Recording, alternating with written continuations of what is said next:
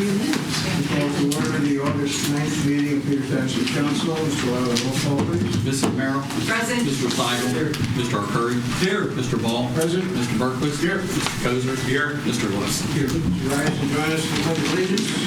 Pledge of allegiance to the flag of the United States of America and to the republic for which it stands, one nation, under God, indivisible, with liberty and justice for all.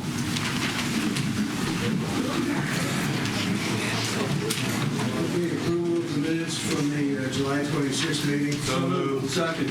Any discussion? Just a spelling correction on page 6. In favor? Aye. Opposed? Okay. Special reports. Mr. Ward, the President and CEO of Washington Health Systems here. He wanted to make a presentation to council.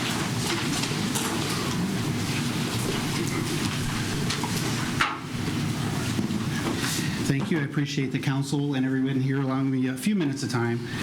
On behalf of the Washington Health System, our board of directors, the administrative staff, and all 2,300 of our employees, team members, and volunteers, we want to come recognize not only the council in Peters Township, but everybody in Peters Township for your support during the COVID vaccine clinics. And so at our last board meeting in June, our board passed a resolution to recognize the Peters Township. And if you don't mind, I wouldn't mind reading it.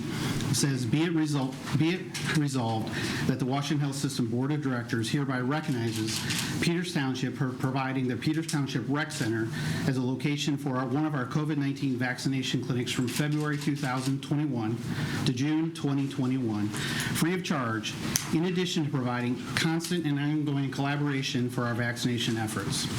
We extend our appreciation and our gratitude for your unwavering support to assist us in the quest to safely and efficiently vaccinate our communities, specifically this geography of Washington County.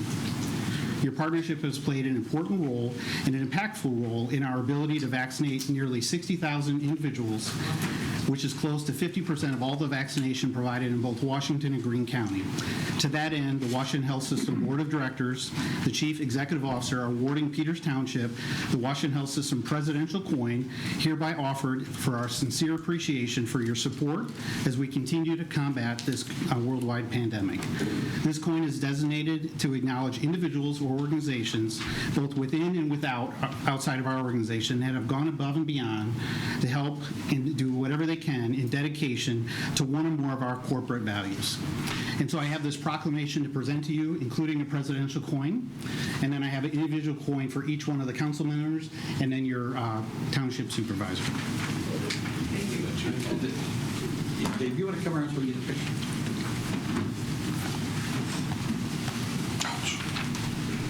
Thank you very much, sir. We thank you. It was a great effort. Your staff is really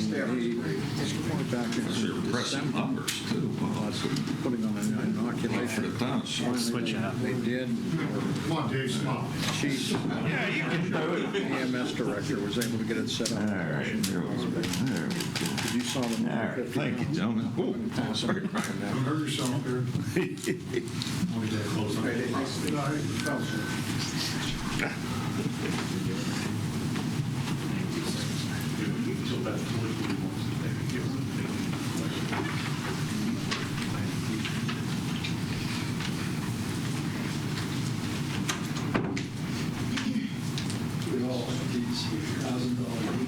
Pictures that you need.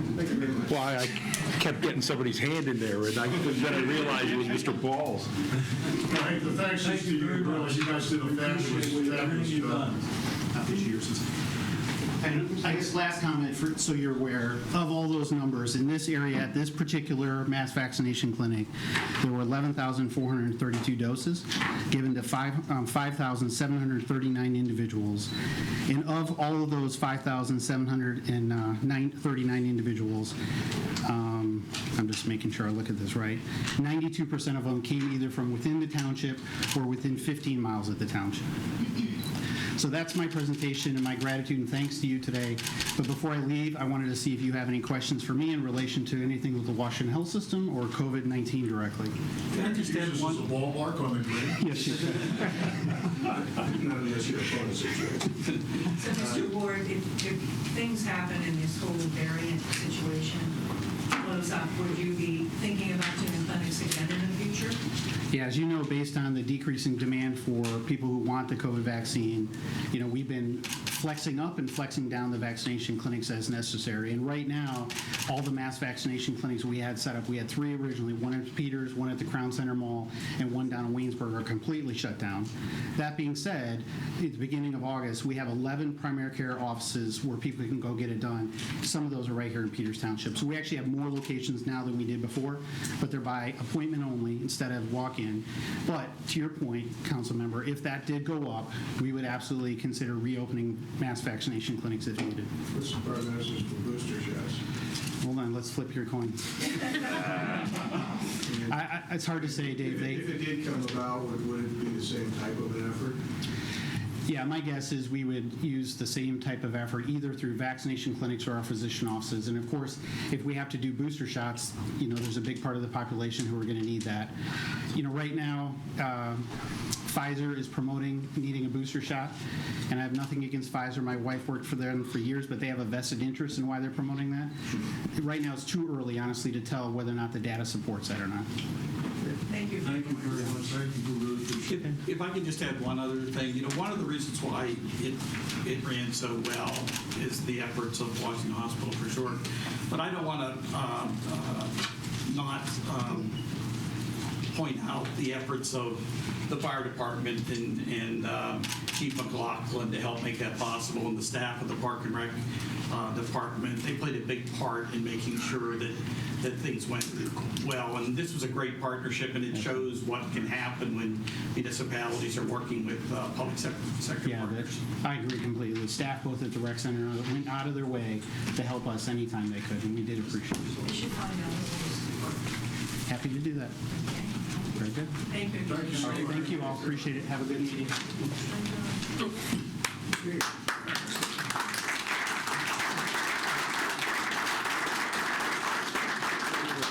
Community in Western Pennsylvania, our next community vaccinations. Yes, the one or two people probably have something to say. So, as you know, if you have a comment that you would like to make, you have to come up to the podium and state your name and address, and then please keep your remarks to under 5 minutes. We have a little timer here to remind everybody where we are. And also, if somebody has made the comment that you would like to make, let's not make it again and again and again. We get it. We're pretty good at listening up here. And so if somebody's made the comment, if you have something additional to add, great. But let's not be repetitive, or we're going to be here till tomorrow morning. So with that, does anybody have a comment to make? These are non-agenda items. If you're here for the test. We'll get to that during that item. Oh, sorry. Hello, my name's John Musa, 116 Bridle Trail, Venetia, 15367. I've lived in the township for 16 years now, so I guess I've come here to show some support for the upcoming discussions for the tennis bubble. I think probably that's why there's a reasonably large crowd, but I'll let everybody say their piece on it. I run 2 USTA leagues in the summertime out of the tennis center. I manage 5 leagues in the bubble, which is 10 hours of permanent court time. I have various strong relationships with the staff and the coaches trying to generate new business. I'm here all the time. So basically, that's the background. We just, I hope to see the bubble up and operational, and that's really why I'm here. Thank you. Thank you.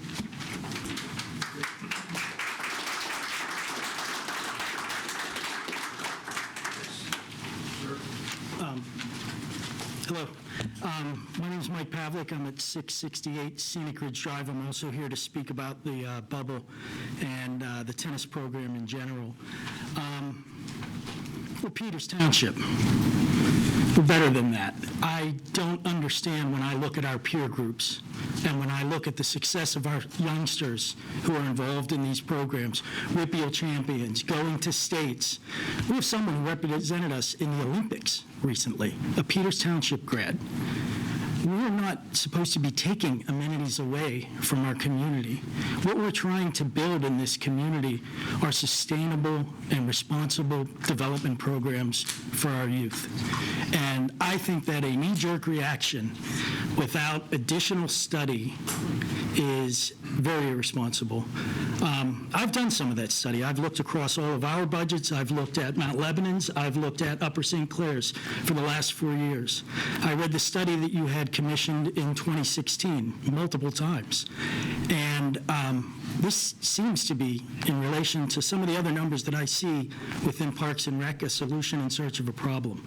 We have an established facility that is decaying over there for lack of investment. And there are other alternatives that we should seek out to make it better for the entire community. Marketing. Just one comment on marketing. I got the magazine, the Peters magazine. Last week it came to my door. The youth development dates are for June and July. Marketing.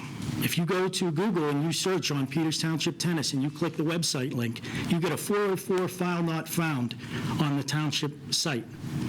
I have some pictures. I've actually started to put a PowerPoint presentation together with all of this data, and also some pictures. The weeds obscuring the tennis center sign, the zip ties and hose clamps holding our nets up, the lack of a tennis director for several months now.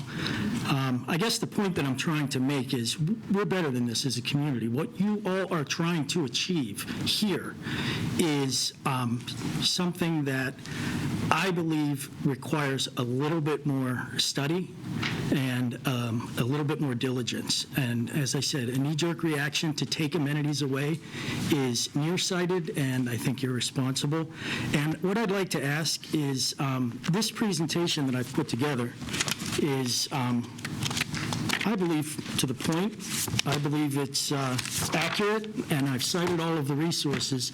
And I would like to welcome any of you to meet with me, and I'll follow up with each of you individually so that I can walk you through this presentation. The data is here. I truly believe that future investment in that program is a worthwhile cause. We have the center already established. We're not asking for anything more. We're just asking to step up and reinvest in something that is beneficial to the entire community, youth and older folks as well. So with that being said, again, I will follow up with everyone. Keeping an eye on this. I'm trying to be respectful. I agree with what you're saying completely. How many people are here for the tennis center? Okay. Well, we're having a workshop tomorrow. Correct. And then eventually it'll be on an agenda item. So I guess I appreciate all the comments, but it might be better served to do it when it comes up for vote. Well, that's the knee-jerk reaction that I'm talking about. If we're already at the voting point, we're too late, and people... That's what the workshop is for tomorrow. The workshop tomorrow is to get the information, and if you have that presentation, we'd love to see it. Well, yeah, and actually, you're my councilman, so I would be happy to reach out to you. You're my guy, so I'll reach out to you. Yeah. Not for long. I know, but... Could you leave that presentation with us? Well, I'd like to send it digitally, and I kind of put this together pretty quickly, so I want to do one last quick run through it tonight, and then I'll send it out to everybody. Email it to Mr. Lauer. Yeah, absolutely. And all good. How can you share it with the rest of us? Yeah, I mean, You're more welcome to talk, believe me. I'm just saying, you could be better served by going in when the vote is being covered. Please, you're more welcome. Yes, everyone come up that wants to talk. Yeah, so if I can just summarize, I mean, at the very end, there are multiple different options that we can look at here. And I think that what we're going to do to our kids is a complete disservice to not have year-round service. There are U.S. tennis grants available. We could put volunteer situations together. I don't know if it's an inability or an unwillingness of the township to invest in it, but it is decaying. And now is the time to do something to make it what it could be. matter that you're so apprehensive about really have not come to It's council. not come to us yet. Okay, okay, It's not come to, that was my point. Yeah. It's not come to council levels yet. okay. So the angst that you feel may not even be applicable. Okay. Or is it applicable? Right, and I would agree. I'm not sure where the discussion about the bubble not going up in the winter and about the tennis center program being closed is coming from. Nothing's been discussed. Okay. Discussions It's not even been were discussed, yeah. to begin to talk about ideas to make it better, hopefully. So obviously your PowerPoint or anybody else's suggestions will be welcome. Okay, let me just say one last thing. So this is preemptively. I've kind of done some of your homework for you, and you may ask, why am I in a position to know more about this sort of a thing than you? Well, I'm not. But I'm a global operations manager for a software company, and I spent 20 years in financial services, and I started my career on Wall Street. And when I look at these numbers, I don't see a reason for this. So, Thank you very much. yeah.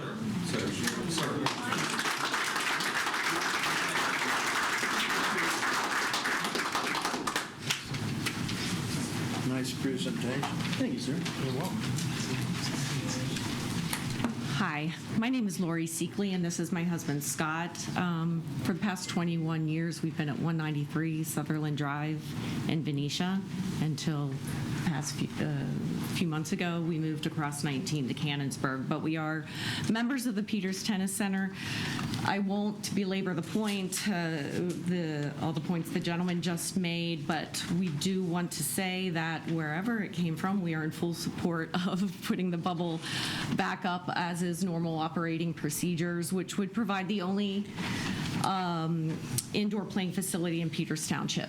The important point I want to make is that as very active club, recreational, USTA tennis players, we've had the opportunity to go and be very familiar with all of the neighboring communities' tennis facilities. If you would walk into any of those facilities right now, I think you would find them near or at capacity, and many of the people playing there would probably be Peters Township residents. So the point I would very much like to make is that if it is a revenue generating question or what the potential is, there is an untapped potential. And I think we need to lean into the opportunity. We have not had leadership that I think it would be adequate. And there's an untapped opportunity to circle the wagons and lean into the challenges facing the tennis center. And I think not putting up the bubble would be a nail on the coffin. Everyone would go elsewhere. Oops, that's all I have to say. Thank you. You're welcome.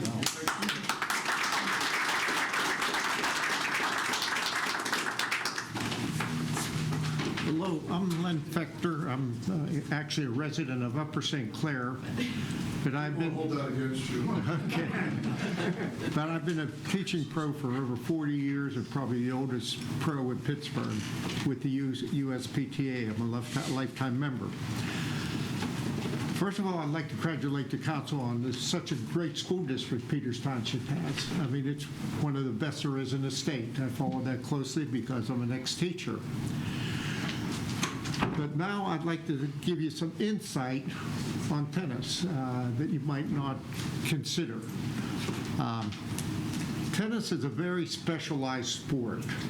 In order to succeed in tennis, a student needs professional training, practice, supervised practice, and 4 or 5 months of a year won't hack it for someone who wants to further their tennis ability.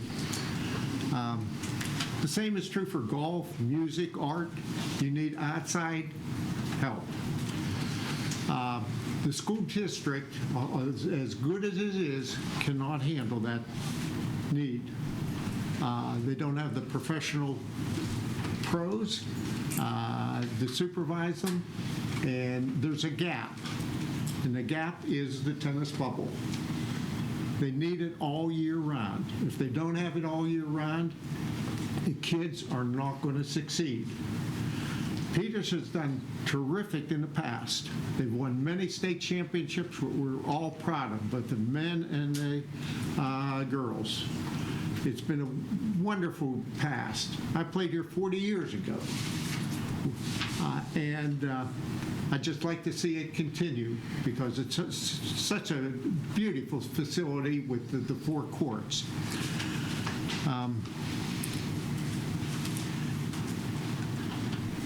It's not an accident that the kids have won the state championships. Peters is very, very lucky in the pros that they have. They have Brant Bowman, who's the coach of the high school and is a very good pro. They have Bill Pilardi, who played at Penn State. They have Chuck Taylor, Jerry DeValley out there.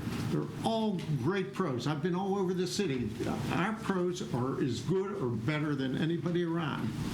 If we lose them to Peters, it's going to be a great loss. I don't know how you can make up the loss in those type of pros. So I'd like to leave it at that, but I hope I gave you a little bit of insight on, what it takes to succeed, to get a scholarship, to play high school tennis. All the kids at Mount Lebanon, they take lessons all year round.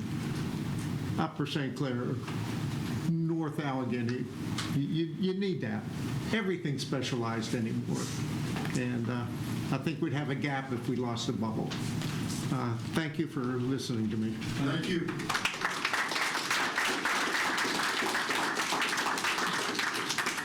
Anybody else?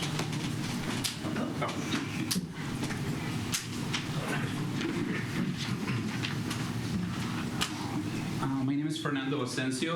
I live in 114 Bittersweet Circle. Have been in Peters since 2004, and I'm here as a concerned parent. There are only so many activities that our kids can do during the winter time, and tennis happens to be one of the ones that I like and my kids have enjoyed over the years. Two of my kids play for the high school team. One of them is a state champ, and having an outlet like tennis during the wintertime is instrumental to the development of any kid in Peters. So I play tennis myself 2 or 3 times in the bubble, and it's very enjoyable. It's essential for everybody to do sports if they can.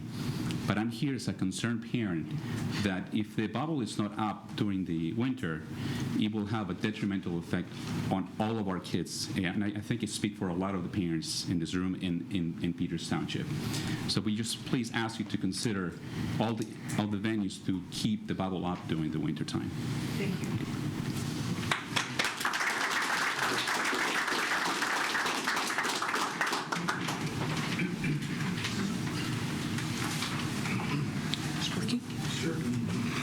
My name is Gerald Del Valle. I was one of the teaching pros at Peters here. I live at 111 Windover Court in McMurray, so it's on the other side of the boundary of North Sturbane and as well as Peters Township.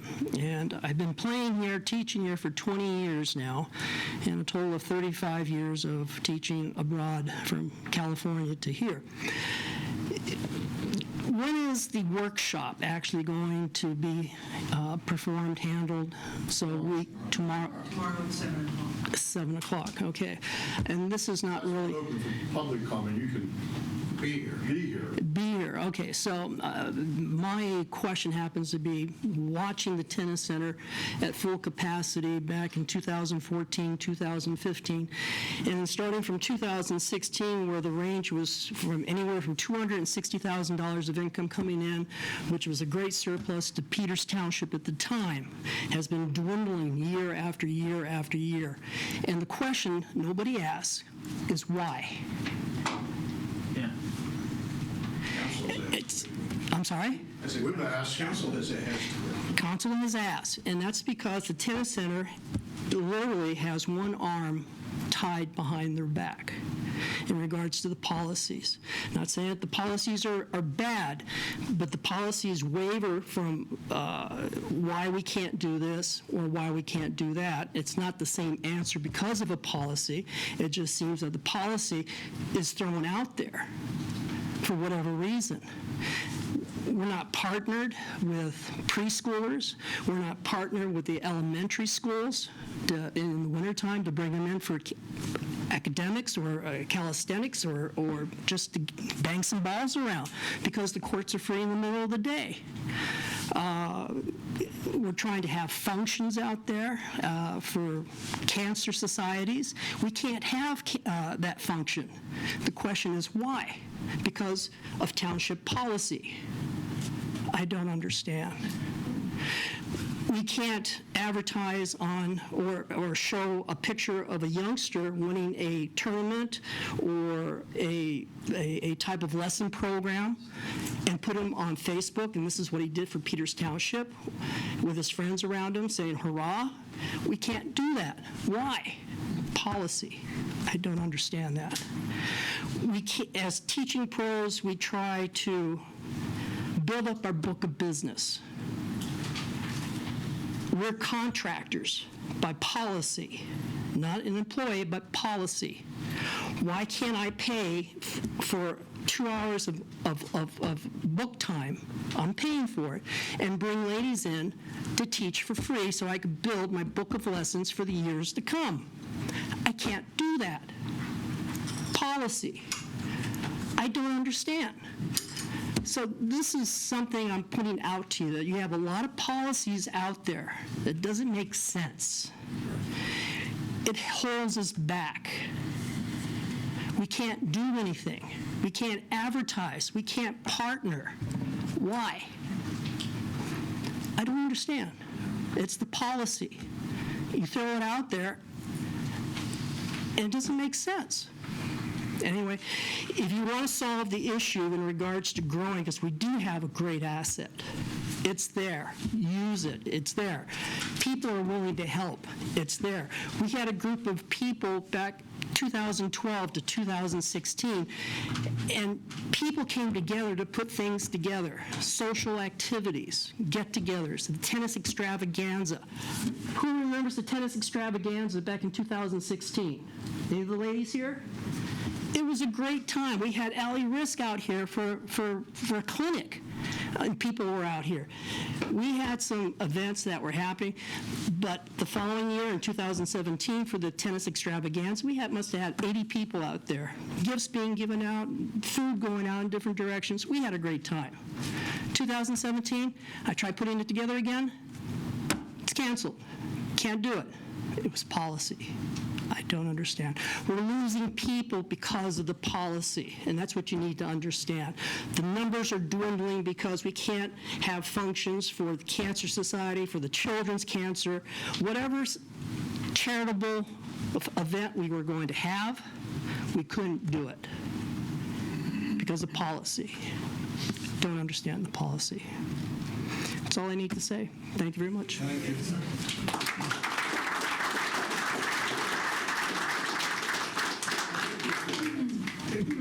We hear you. We heard from our first speaker that there are things that can be done.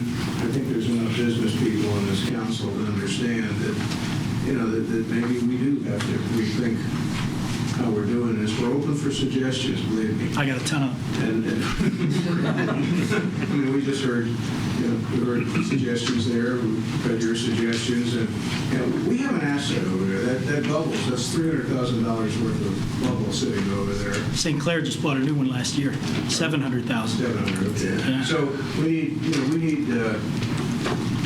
need ways to use it. Yeah. And we know that if it's going to be a usable, valuable asset, maybe it does require investment, but a return on investment is what we're going to be looking for. And if that can happen, we're happy to talk about it. Can I make one comment on the Forgot to come up to the Sorry, I'm sorry. I'm sorry. I know I used my time, but I just want to make one. The audience can TV.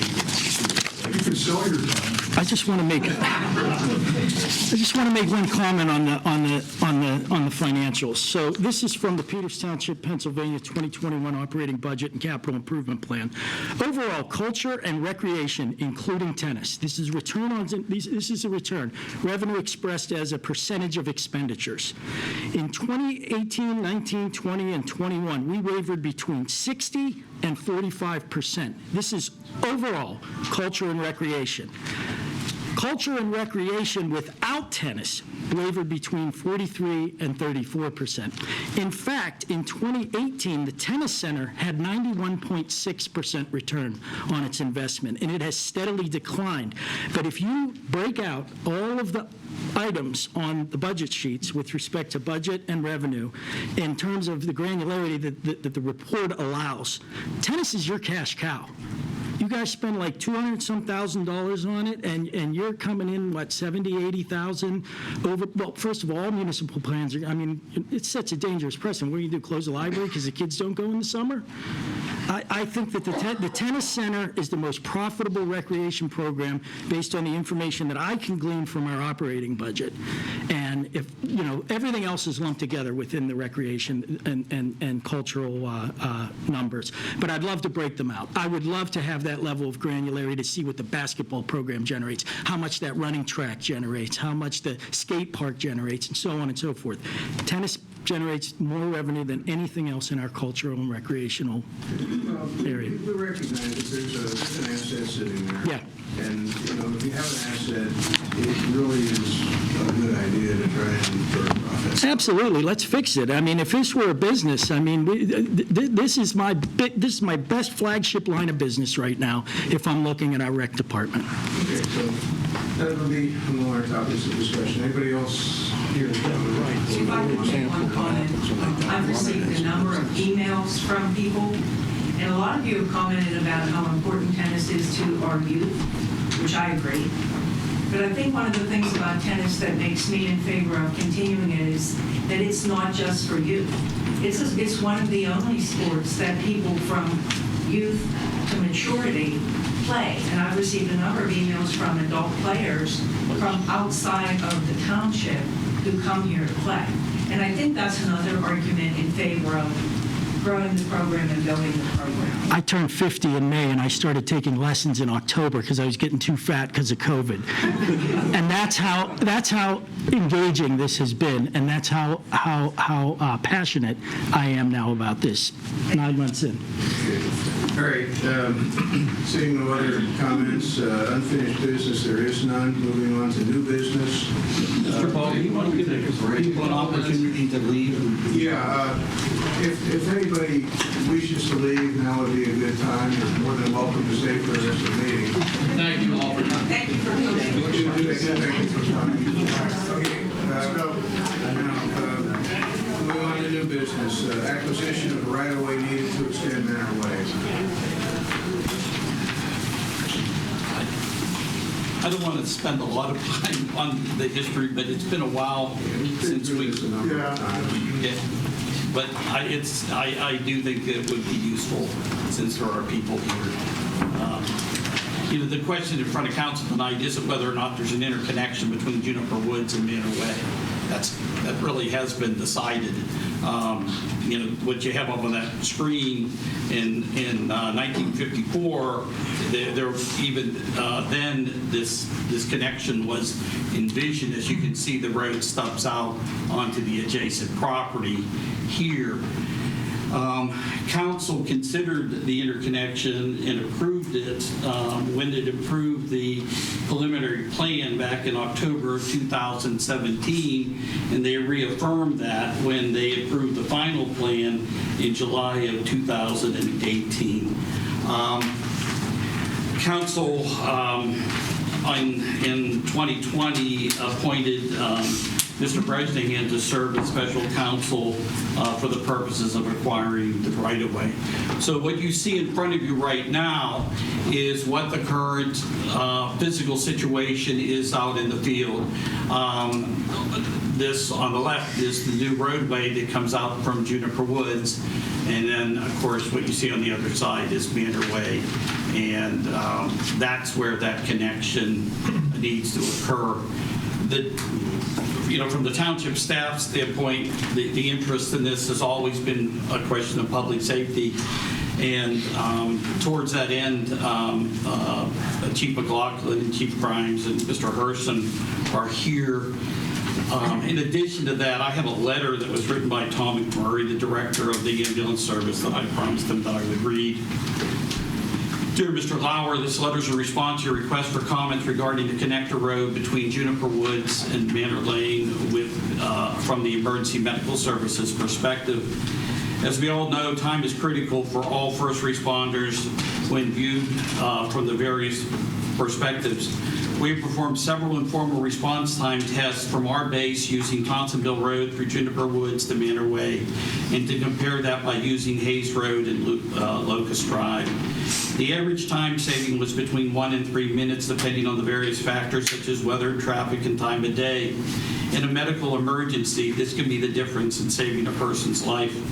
Another consideration is the dangerous scenario that occurs when an emergency vehicle is unable to obtain efficient access to a scene. An area with only one access can be blocked by a fallen tree, down wire, flooding, a snow event, stuck vehicles, deliveries, traffic blocking because of neighborhood parties, and many other possibilities. There have been multiple events over the years in single access that an ambulance was an early arrival on the scene, and as the incident evolved, were unable to exit due to other first responders, onlookers, media, and others blocking the exit, and precious time was wasted either moving the vehicles or calling a backup unit. The area under discussion also has a deficiency in the width of the roads that makes passing and turning emergency vehicles difficult and time-consuming. The necessity to travel through another county to access this area is another consideration.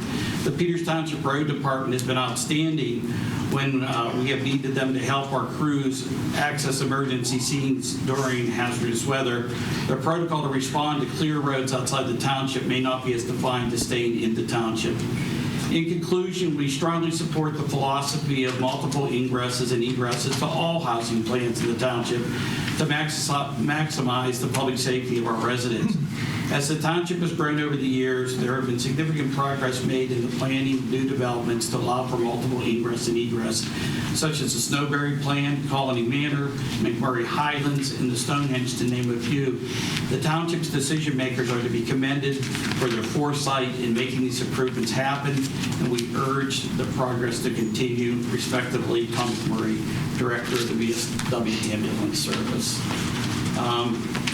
In addition, like I said, Chief Grimes and Chief McLaughlin are here, and I don't know whether they wanted to say something. I think we heard everything in the last meeting. We know the issues.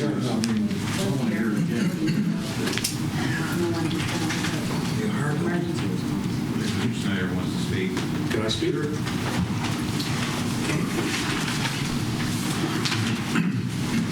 Good evening. My name is Dave Zaroka. I live at 299 Franklin Drive. Been there 30 years. First, I have a question. Has anybody done any other traffic studies since the 2017 meeting? Traffic flows, non-emergency response times. Has anybody done another traffic study? Because at that meeting, I specifically asked Mr. Mudry what his assumption was. And his assumption, I specifically asked him, was your assumption that all traffic exits across Locust to Hayes Road? He responded, yes. I told him that is absolutely incorrect. So any information you have as regarding traffic flows is worthless. I'm a retired engineer. I've done enough time studies, workflows. If your base assumption is wrong, then your study is worthless. The traffic, I said it in 2017, the traffic, people roll through the stop sign at the top of the hill. If you don't ride your brakes coming down Franklin Drive, there is no way you go 25 miles an hour, okay? You guys heard all this. There's a blind hill at the edge of St. Clair. Twice yesterday, I was coming down my road. I stop at the stop signs at Lincoln. They're in St. Clair, not your problem, okay? People don't even stop at that stop sign coming up the hill, and they're coming up a blind hill. Another thing you might not, and I wish Mr. Zemaitis was here. 3 times I've talked to him about the ponding on our road. There is a drainage problem on Franklin Drive on the flats. Yesterday we had 10, 15 minutes of of rain, I have pictures. There are 4-foot puddles out into the middle of the road. So now you want to open this up for public access and bring more traffic down Franklin Drive. You guys know the grade of Locust and Beacon, the roads aren't wide enough. There's 18 feet of road surface on Franklin. Now you got a 4 and 5 foot puddle out in the middle of the road, and what do people do? They go into oncoming traffic. I saw it this morning. The puddles were still out there. 2 cars were passing. Luckily, the guy slowed down. He slowed down so he didn't have to go through the pond, and he let that other car pass him. It's right in front of my house. The speeding has always been a problem. I know you guys know this. Is the fire chief here? Yes, sir. I clocked your guy going 40 miles an hour up my road the other day in a red pickup truck. I got a stopwatch. I know it's 133 feet between stop signs. I'm always on my porch. I run my own traffic. The last time any traffic was run on the road was shortly after the 2017 meeting. When you had a car in Mrs. Gruber's across the street, if he was there 10 minutes, that's pushing it. My neighbor Nick, we don't habitually call about speeding on our street. There was a dump truck, I clocked him going 50 miles an hour up and down the road repetitively on June 16th. We placed a call. Nobody ever responded. To our knowledge, nobody ever talked to Nick. Okay, so I'm not going to dispute your emergency response times. Absolutely agree with you, okay? But you are putting our day-to-day safety at risk. You know all of the safety concerns there are. You dismissed the gate access road at 2017 meeting. You said they can malfunction. You have viable, reasonable alternatives to put an emergency access road in there. Gives you all the access you need. Fire, public works, it'd be great, because we're one of the last ones that ever get done.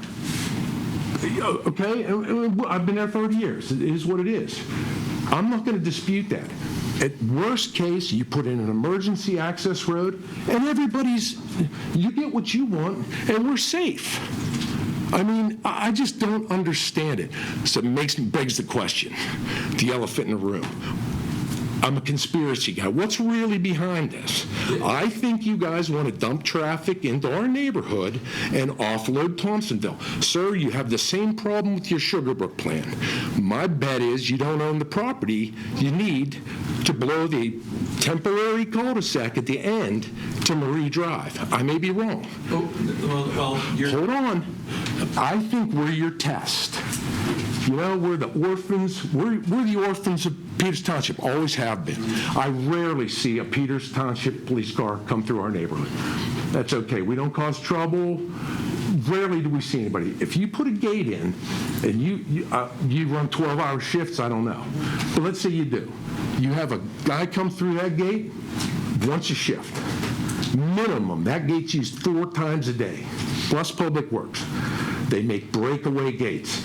In the remote possibility that gate malfunctions when there's an emergency, push the thing open. You got brush guards on your cruisers. I know you damage your cruisers. But you can't tell me that you can't put an emergency access road in there. It gives you everything that you've been clamoring for. So you just talked about public safety. It tells me if you open that up for public use, you really don't care about us. You claim you do, but you're gonna dump traffic in our neighborhood. And I'm telling you, anybody who wants to go to, I did my own little time studies. It's a minute less to come from Manor Way and get on the 19 up at the Boyce Road intersection than to go out Juniper Woods over 3 speed humps down to Old Washington, make a right, stop. I obeyed every speed limit, stopped at every stop sign. Okay. Devonshire, there's a stop sign. Then you hit Moccasin. And I went on to 19 right there. Okay? So now I'm farther down 19, okay, and I want to go to Southwest Village, Village Square, Route 79. Where do you think people are going to go? They're going to come up through our neighborhood, and they're going to race down our road and run the stop signs. And we got little kids on the road, we got pawning, we got a blind hill, we got grades that are outrageous. So I hear about the safety thing, but yet opening that up for public use is ridiculous. Those roads are never designed for that. I think I think people know it. I mean, and really, the Sugar Brook plan. Do you guys own the property? I think we get the picture. Okay, so. I don't know. It makes no sense to me. You can put an emergency road in and get all the access you need and keep us safe. Thank you very much for your time.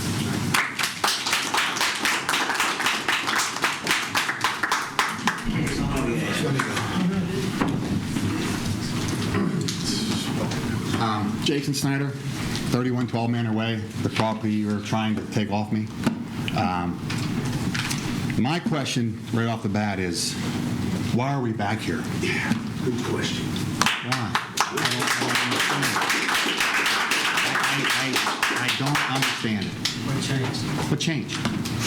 We were, both the police chief, the fire chief, and... That was already done before they spoke. They reached out to us after the vote and expressed their concerns about the way the vote went. Why weren't they concerned about it 45 years since we've been down there? I've been there 22 years. They weren't worried about the study. This is the first chance we've had to connect in your neighborhood. Okay, so I did some research. I did some measuring. Okay. On the top of the hill, there's a fire hydrant. Okay, it's 1,000 feet from between my property and Joe's property. Okay, the new fire they put on the new plan is 125 feet from my house. So the time study states that it's a minute. It's a minute. He's saying 2 minutes, whatever he's saying. How long does it take to lay hose if that fire extinguisher is pushing 20 pounds? If it's not pushing 20 pounds, it's not going to push the water down to my vehicle, down to my house that's on fire. So if you're only worried about safety, why don't you put a new fire hydrant right down in the corner, down at the bottom? Because you can't do time studies on police officers.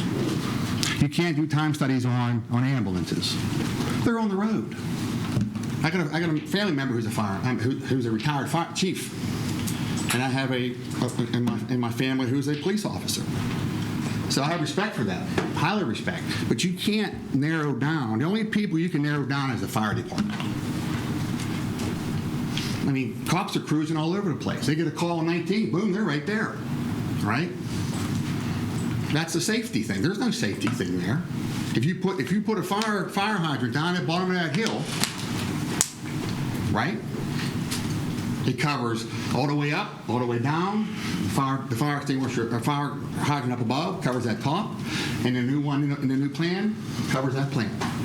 And if that's a safety thing. And if you took, can you go back a little? Can you go back on your slide, please? Which slide would you like? Go back to where you're showing that there, right there. Now I've been here 22 years in Peters.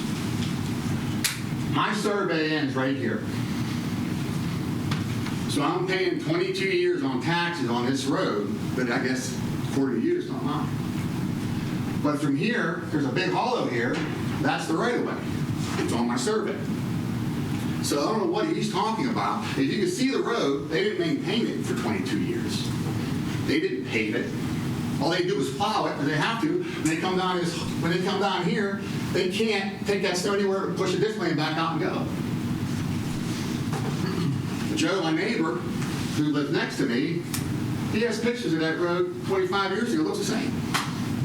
There's no maintenance done on that road. 22 years of paying taxes in Peters Township for here to here. So am I getting reimbursed for that? Since all of a sudden it went away? This right away? Can you answer that for me as a resident of Peters? It just seemed like you guys work for us. Yeah. Right? You don't work for $500,000 houses. I know it's money in people's pockets, and whoever people's pockets are getting done, I don't care about. Mr. Snyder, you don't honestly think that we're here doing this to benefit the developer, do you? I mean, the houses are all... You know what I say? You know what I say? Yes, I do. Because you're not helping us. Well, then I take that as a personal insult. I think every member of the council, you know, Well, too bad. it's easy for all of you to sit out there and say that, you know, we have an agenda or something like that. It is our job. So why is it being pushed? To protect the citizens of this town. It was already voted no. You're not protecting us. What are you going to do the first time there's an accident up there? He's been there 45 I guarantee he's been there 45 you had years. somebody die in that neighborhood a few years ago because the fire department... Up on top of the hill. And he went in. He went back in and died. They would have went quicker. He went back in and died. That's how he died. That's right. Yes. And I did. He was out. He survived. But he went back in. You keep bringing up that. Why you keep bringing it up? That's an insult to that family. You can't speak unless you come up. I mean, he went back in that house. Did he go back in that house? Did he go back in that house? Did you know that? That doesn't matter. Yes, it does matter. He was safe. He was safe. He doesn't know. So that's what I'm saying, okay? Well, let me ask you this, Mr. Snyder. Sure. Your neighbor just said that he would be happy with a gate down there. Would you live with that? No. No. Yeah. Nope. No, because 5 months later, 2 months later, you want to take the gate out. No, we know that. Yeah, no. We know that. We do not want that. No. I paid taxes on that for 22 years. Now you're just going to take it? You're not the only one, sir. There are plenty of people in this township whose property is in the center. I'm not worried about them. I'm not worried about them. I'm worried about me. It sound like you're the only person in this township Well, who does that. I don't live in country boy. I don't have millions and millions of dollars. I don't either, Like sir, he and said, this is a Misfit Toys back I down don't here. either, and my lot goes to the center of the street. I pay taxes on the center of the street. You don't see me asking. Yeah, but you have a right of way next to it. I do. Do you? Yeah. Then they should use that right of way. They don't. Well, they should. That right of way's there. That should be used. Okay. So, okay? That's all I got to say.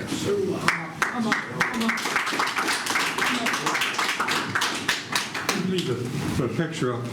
I'm Joe DeLissi. I live at 3110 Maryland Way. I've been here before. That's my garbage can sitting up there. And the amazing thing about this picture at the meeting, when you decided to bring this back up again, Mr. Kozer actually made the motion to bring it up again. He's been an advocate for this since the beginning.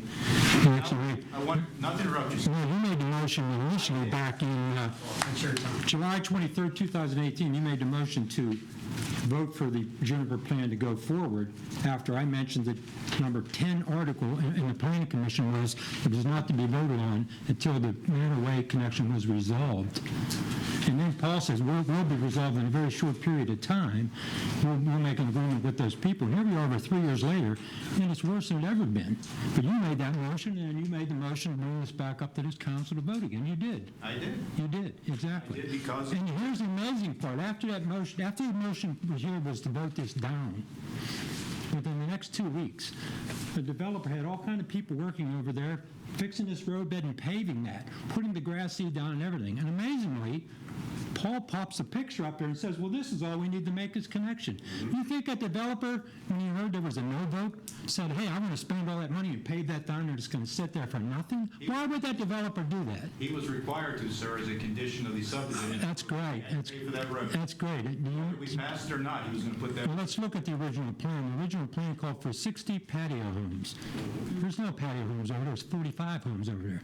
$350,000 to $500,000. They're all $700,000 and up. The original plan called for 10.83 free space, open space. That's not true. The whole corner down there was supposed to be open space. They've taken all the trees out. They've run an electrical line, water line down to that corner so they can probably stick a house down there because they paved this road down. In fact, they've told the HOA they plan on putting a home down there, the developer. That wasn't on the original plan. The original plan called for elevated walkways across the street for safety. There's no elevated walkways on the street there for safety, Juniper Woods. Paul stated in that meeting the other day that the roads are 18 foot over there, the same as are on our plan. Juniper Woods, the narrowest point is 22 foot. So the developer decided to put 22 foot to 22 foot, 10 foot roads in just because they wanted to spend extra money on asphalt? Because they made a mistake. Oh, they made a mistake. But you made the mistake telling the couple here to one night that it was the same as our plan, 18 foot, and ours isn't 18. And it's 18 foot minimum, that important word minimum. Ours is an 18 foot minimum. There's many areas that are less than 18 foot. You know, you want to talk about safety, I worked in health and safety my entire life. I don't know what qualifications you have on health and safety to decide what's safe for me, my family, my neighbors, and my friends. What qualifications do you have? That, sir, I'm a real estate lawyer. All I know is that whenever I hear from the police chief, the fire chief, and EMS saying that they want this connection, that's what I have to go with. We pay for studies. I don't have any agenda here. I live on the other end of the township. Until this started, I had never once set foot in your neighborhood, okay? I took a drive up there 3 years ago when this first came before us to take a look around when this Manor Way issue came out. I took a drive back there a couple months ago before we voted on it. I can assure you if this goes through, I will never drive through your neighborhood. I have no reason to be over there. Not that you don't have a nice neighborhood, but there. We'll have a lot of other people driving through. I have no interest in this other than this is what our studies say should happen. And I understand I'm the lightning rod here because I'm the one that voted to bring this up again. I think I might have seconded. But the truth of the matter is, the studies that were commissioned, as are commissioned anytime there's a subdivision plan, the question is always asked, should there be an interconnection? We did those studies here, that's what was recommended. I can assure you, sir, if the study had said, no, we don't need it, I'd be voting against it. Yeah, I know you made a statement that you think every development should have two ways in and out. Absolutely. You made that statement. And that comes from personal experience, because in the neighborhood I used to live in, we had a SWAT situation where a married couple got into a fight and the wife killed herself, and half the neighborhood was blocked out because the police and the SWAT had come in and it blocked the only entrance into the neighborhood, and all these families with little kids were stuck hiding in their houses and no way out because the only way into the plan was blocked. There's always money on a quarterback. After you look at a fire, you can say, well, if they had a fire station built next to the house, that wouldn't happen. We can always look at that. Sir, I do not want to be here 3 years from now. Heaven forbid a house catches fire up there and someone dies, and we find out a day later that someone's life could have been saved, or someone has a heart attack and the ambulance can't get there, and the reason they couldn't get there is because they had to go all the way around, whereas they could have been there quicker. All right, let me address this to you, Mr. Covey. When one of the kids gets killed on the street, then... I'm the parent of that child. Let me address this to you. In the 7/26/21 meeting, there was a family here in attendance from Illinois Estates. One family. They wanted the traffic calming islands removed from that plan over there when it's going to be paved. You agree with them. You says, well, I was on the planning commission, and I know we put them in for speed control coming down the hill and everything, but if the families want that, then so be it. One family wanted that. How many families here don't want this connection? But you don't care what we care. But one family in Ironwoods, we took a safety measure out of the plan. No, that's not, we have not removed it. Always voted on that. We have not removed it. That's just not true. You voted not to put them in right now, and you voted that if they need put in later on, the township will pay the cost of them. The developer could pay the cost now. That's what I heard in the meeting. Tell me that didn't happen. No, and you said you were on the planning commission when they were put in. That's what they were being put in for. But since the families didn't want it, one family was here, didn't want it, then if that's what they want. Now, we have all these families here don't want this connection, but you're pushing for it big. If you listen to the whole thing I said at that meeting, sir, when I was on the planning commission, those traffic islands were put in because it was the understanding the way the road came down the hill, you could pick up speed. When the road was actually put in, that is no longer an issue now. That was the main reason we voted to strike those things rather than put them in now, because the condition that we were requiring them for actually ended up not existing once the road was put in.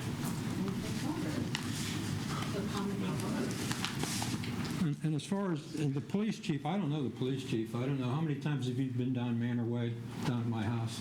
You been down there? Your house? Yeah. Fire trucks. I don't know about your house, but I mean, me personally, I've been back there. Doug, you have to come to the... You don't have to. Oh, you want them on the TV, Okay. I get you. So people watching. I get you. Yeah, I get you. Yes. So me personally, I've been back there probably 10 to 15 times. Patrols, I couldn't respond. Now, I've only been here as the chief 5 years. I understand you say it'd be nice if it was connected to drive through, but have you done a time study? How could you possibly do a time study? With the patrol cars from where? Because they're traveling all day, are they not? That is correct. But to so do any kind of... if they're out on 19, they're going to go all the way around for Juniper Woods rather than come right up over Franklin down to... No, but the only way you can do a time study is to pick a general location. So then what I did was do it from this location here. You're correct. Patrols are generally speaking, on the road throughout the township. But that could inhibit or enhance their response time depending on where they're at, as with any call. Yeah, exactly. But the only way you can do a time study is a specific distance from a specific location, which is what I did. Yes, sir. I would have to think that the likelihood of our patrol car being outside of the township at Upper St. Clair to access this in the north would be highly unlikely. And that's one of the problems that this presents from a public safety police perspective. You know, one of the claims that I've heard tonight is, and I've heard it before, is they don't see the police cars in that area often enough. Part of the reason for that is we have to leave not just the township, but the county to come back in to that area. Now, is that a solid, good reason for not doing it? Absolutely not. We still do it. But keep in mind, we have 20-plus square miles, 23,000 citizens. We answer about 500 to 600 calls a month. You know, so the guys are routinely responding to calls. So if there's a connection, we'll see more of you just for the fact that with a connection, there's more crime rather than a cul-de-sac in a dead-end street. Not that there's more crime. There is. There's much easier access to the municipality. There's studies been done on it. Yep, there has been. There's also studies done that cul-de-sacs and dead-end streets, kids play more outside and there's less chance of an accident with children. With a throughway, there's much more increased accident with the children being involved. That's true. And then the fire chief, I don't want to leave him out. Anything he else? brought up the fire too in 2012 at the top of the hill. You know, and I know Mr. Kozer brought up several meetings down and everything like that. I think it's a shame. It's a shame for that family to keep bringing that back up. But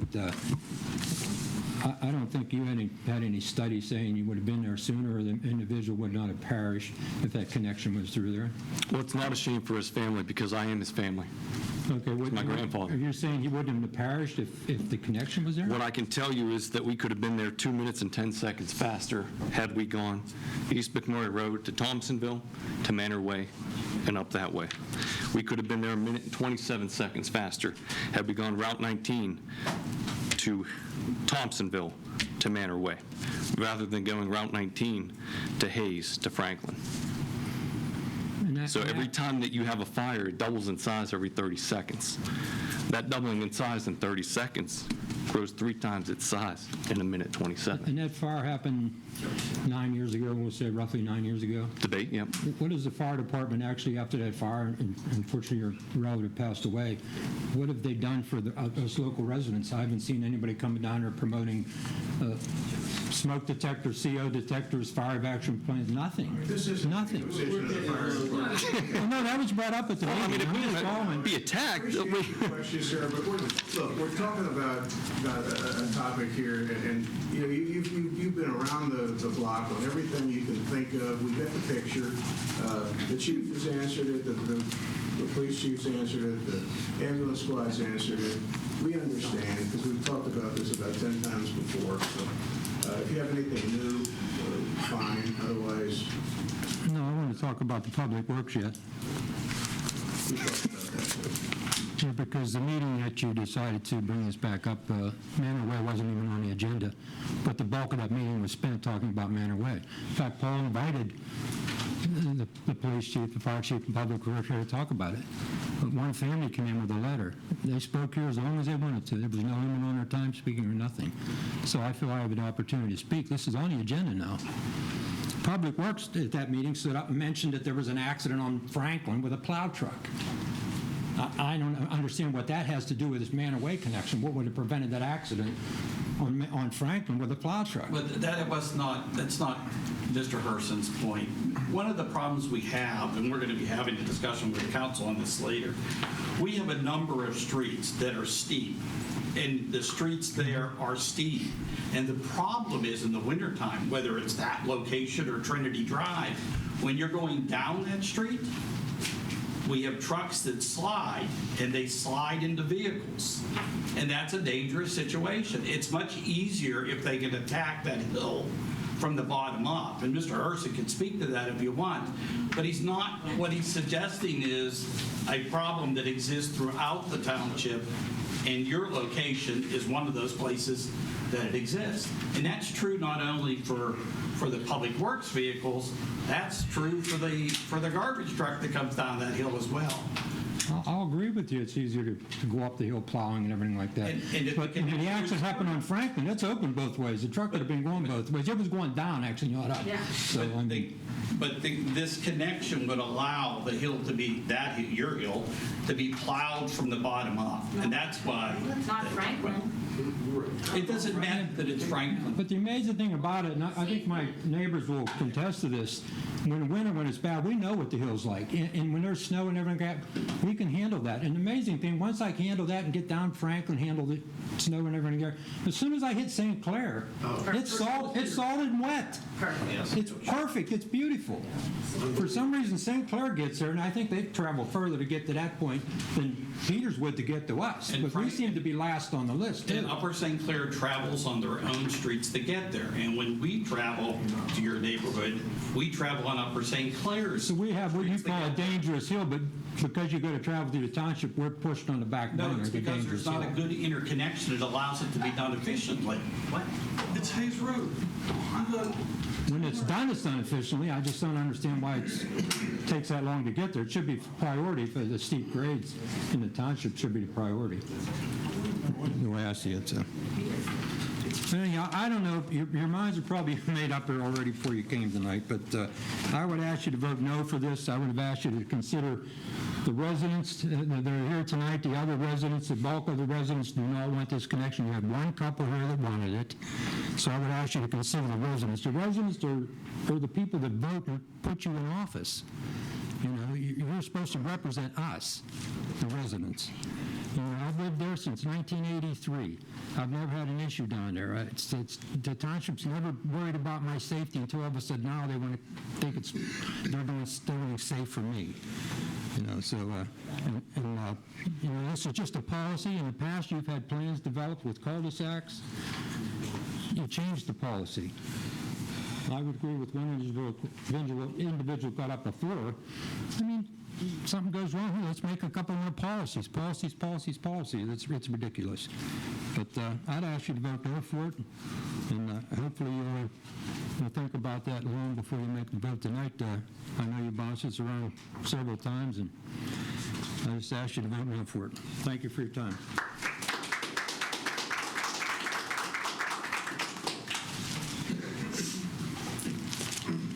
Good evening. Peter Glasser, 143 Longview Drive. I have a few brief comments about the proposed construction project to open up the Manorway development. It is my understanding it is opposed by the majority of the residents in that neighborhood, and it's being pushed by the township on the basis of public safety. And I don't question anybody's motive on this, okay? I understand that's the way you see it. But what we've heard up to now is a lot of anecdotal information, which is kind of like six blind men trying to describe an elephant, and each one's got a different piece of the elephant. I have here summaries of a couple of university studies that were done by people with PhDs after reviewing massive amounts of data. And these aren't the only ones out there. These are just two I grabbed. I'm going to leave these with Paul. I didn't bring 7 copies. I'm sorry. One is from the Journal of Quantitative Criminology. And the key takeaway from that is the findings demonstrate that increased permeability is associated with elevated burglary risk, that burglary risk is lower on cul-de-sacs. The second article is from Access Magazine, which is the magazine of the University of California Transportation Center, which reports on research done at the University of California, much of which is funded by the United States Department of Transportation. This is first-class research. Reconsidering the cul-de-sac, spring 2004.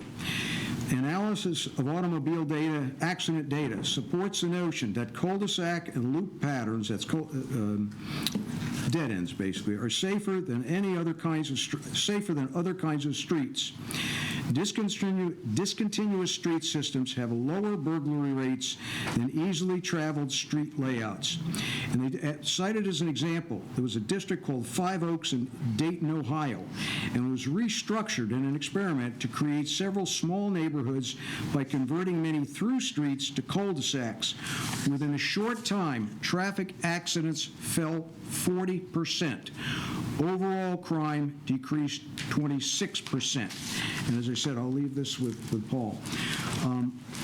I'm offering this in support of what I believe is the majority opinion in the neighborhood on whether or not this should be done.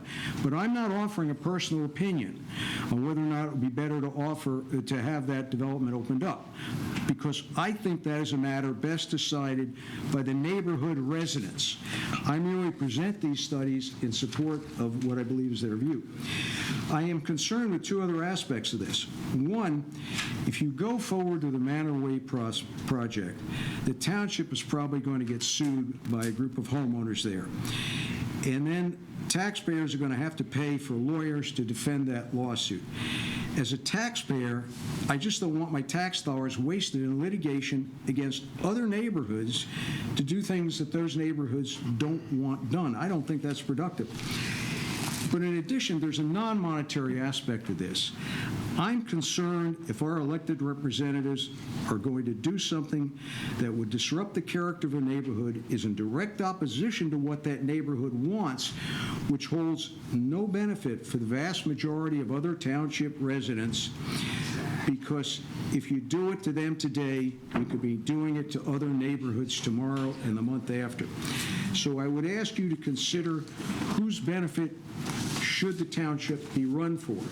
Should it be run for the benefit of the residents? And those residents especially who would be most affected, who live in the neighborhood day by day, who understand at a gut level the advantages and the disadvantages of living in a neighborhood where there's one way in and one way out. I would urge you to consider their voices to be the loudest in the room and anybody else's voices to be considered on a secondary level. Thank you.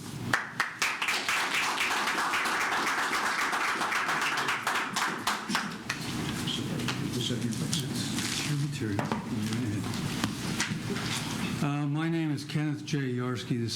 I'm an attorney, and I represent the Snyders.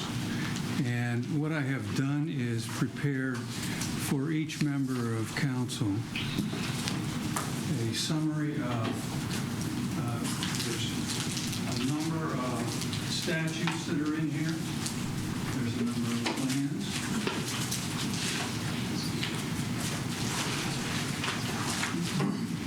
And one of the things that I would do is take umbrage with what has been written by Mr. Smith relative to his interpretation of what the law is. His statute is the first statute that is in that packet of materials that I gave you, and I disagree with him as to what rights the municipality has. The second statute is a statute that was adopted by the state legislature, and it indicates that if a property is laid out in a plan and it hasn't been accepted by the municipality within 21 years, the municipality has no rights to that property. And so as a result, it's our position that you're not taking 0.033 acres of land, you're taking to the middle of the street and what have you. And I think you need to take a look at those statutes. Mr. Koser is very familiar with both of them. Very much so, Mr. Yarsky. And I would suggest you look at both of those statutes. And one of the things that Mr. Smith indicates is that he has taken upon himself to assume what has been given to him by the municipality as to facts. The facts are such that in the statute that he raises as support for his position that the right-of-way can be moved is that Number one, the municipality has improved the property and has maintained it. They have not done so. The improvements that were made by my clients. They're the ones who put the asphalt down because they wanted to get in and out of their properties from the dead end portion up to the main portion of the roads. And so the municipality has not maintained that property. Number two, it also provides that there has to be public use of that property for access. Guess what? Nobody uses that property. It's a dead end. It ends at the Snyder's property. And in fact, the only connection that was suggested through the Juniper Way plan was to divert across the Snyder property to connect so that they could get another lot out of their plan in the Juniper development. The bottom line is that I have some real serious questions about whether or not this is a private purpose or a public purpose. And I can assure you that one gentleman's comments were about the taxpayers fighting a litigation. This is going to go to litigation if this gets approved. I'll guarantee it. We're going to fight, number one, the taking. Number two, the ability to change the location of the right-of-way.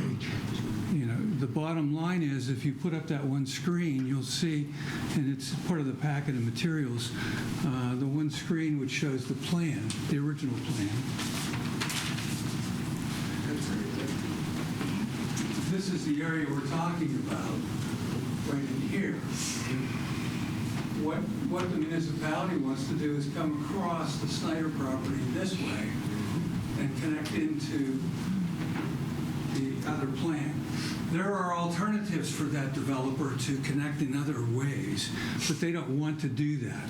The other thing that I would suggest is this plan there was laid out in 1954.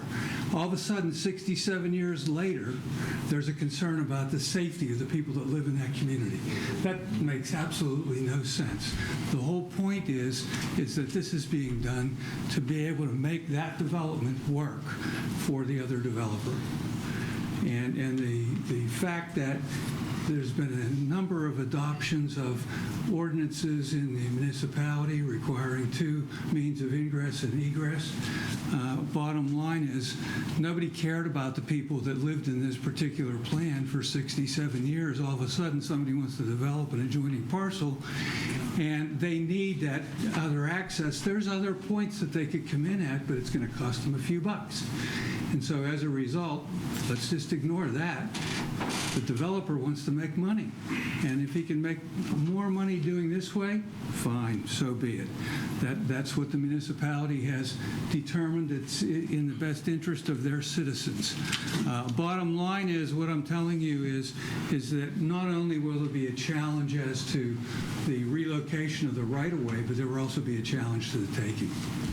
If you adopt the release that appears in this plan and the language that says that the roadways shall be with the same force and effect as if the same had been opened by legal proceedings and it's binding on all the heirs. It's all binding on all the heirs. If you also take a look, excuse me for interrupting you, if you take a look at that plan, it also says that the municipality has no obligation to, by approving the plan, to accept anything that's in the plan, including the streets.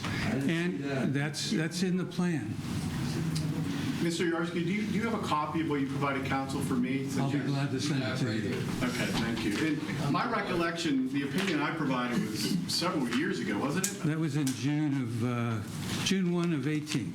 Okay. I know it wasn't recent. I have a copy of it. And if I recall, and I don't, it's specifics 3 years ago, but I think I rested a lot on what you haven't talked to council about the Pennsylvania Supreme Court's interpretation of where a road is laid out versus where a road is actually situated. Well, there was a discussion about that in your letter. I mean, discussion.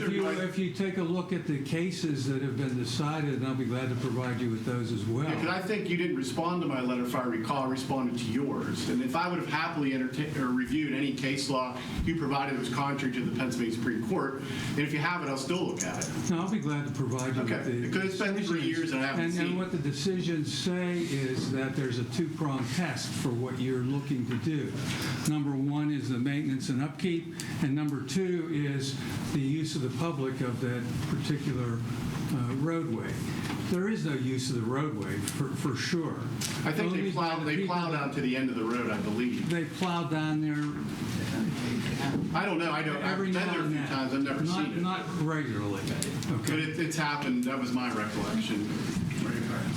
In fact, you know, one of the things that came up was if you see that one photo that shows the current situation with the plan, and if you want to put that back up. What do you want to see? It's the photo showing from the Juniper plan. No, it's an actual. This one? Okay. This was installed by the municipality to prevent people from coming across. And there was a significant amount of damage to my client's yard that he has a landscaping bill that has to be dealt with as well. The bottom line is that nobody seems to care except for the people that are developing the adjoining property, and they have another means of access if they want it, but they don't seem to want it because it's going to cost them a few more bucks. Your thesis. Okay? Thank you.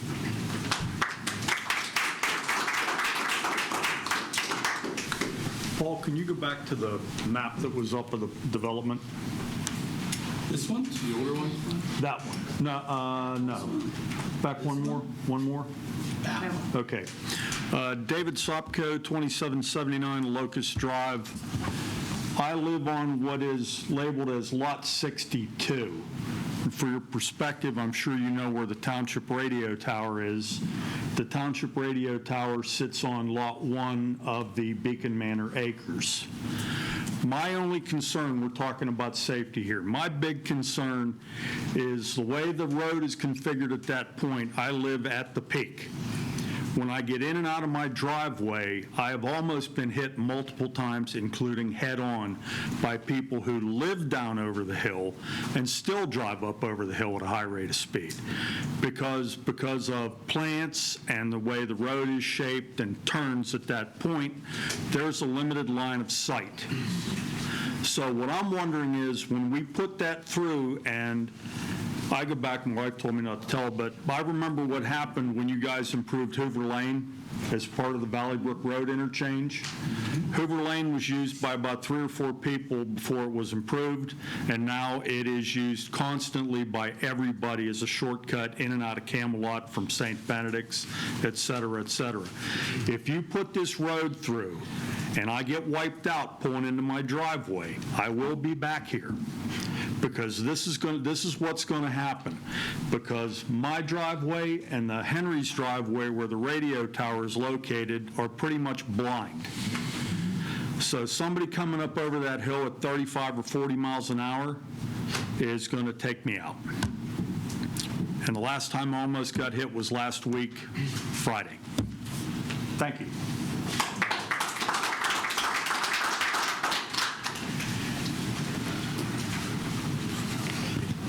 Good afternoon, Council. Matt Bradburn, 2816 Lucas Drive. Didn't really come here prepared with a speech, and kind of by looking at everybody's faces, I kind of feel like I'm going to be speaking on deaf ears here, but I'm going to do it anyways. As a member of law enforcement, I understand where the chief is coming from. I work in Mount Lebanon, that I would consider a relatively similar community to that of Peters. Speaking as a member of law enforcement, I know for a fact if we connect these two roads together, people will use our road for a cut through, and they will drive at a high rate of speed. I can guarantee it. Speaking as somebody who lives on that hill, I think it would be lot 35 or 34. As the gentleman before me both said, you actually can't go up that hill going 25. It's just not happening. Everybody goes up that hill, they're going at least 35 or 40. You have to. You have to, and you can ride the brakes, and you're going to be going 35 or 40 as well. If people are using that as a cut through, they will be going 50. We're looking at a bend here that isn't even 90 degrees. You're going to be coming around here. People are going to be hauling ass. Sorry to use that. Yeah, sorry to use that language, but people will be hauling up that road, and they will be hitting this gentleman. I guarantee it. Now, I understand, like I said, where the chief is coming from about having assets and resources available, and I can't speak on behalf of his department, but you can always call for mutual aid from St. Clair. I know we call for mutual aid. Our surrounding towns call for mutual aid. It is what it is. Gentleman spoke about SWAT situations. As a member of our SWAT team, I understand where you're coming from, but nobody on that inner perimeter or kill zone is getting out of that neighborhood anyway. That wouldn't be me speaking about SWAT, I can tell you that. So I can tell you that. Speaking from somebody who was just involved in a situation last week in Mount Lebanon, you think you live in the safest community, but you don't. With 1 million cars passing through here, I think somebody said the survey went from 60 to 600 is what the estimation would be. You don't know who's driving in and out of here. Working in a profession right now, we are not generally liked. The news does us no favors. I like to know who's driving up and down my street. I like knowing my neighbors. Again, these are a whole lot of intangibles, and I know you guys have a job to do. But for me, I moved to this neighborhood. I grew up on a dead end. I wanted to live on a dead end because I want to raise children here. I don't feel comfortable raising children on a street where people will be cutting through who have no vested interest in this neighborhood. People will be going 45, 50 through here, and I'm going to have to tell my children, hey, watch out. And of course, I'm going to tell my kids to watch out anyway. But I'll have to make sure that they're extra careful, and because, like I said, people are just going to fly through here. And again, I didn't come here prepared to really speak, and I appreciate everybody's time, and I hope you guys do reconsider your vote. Thank you.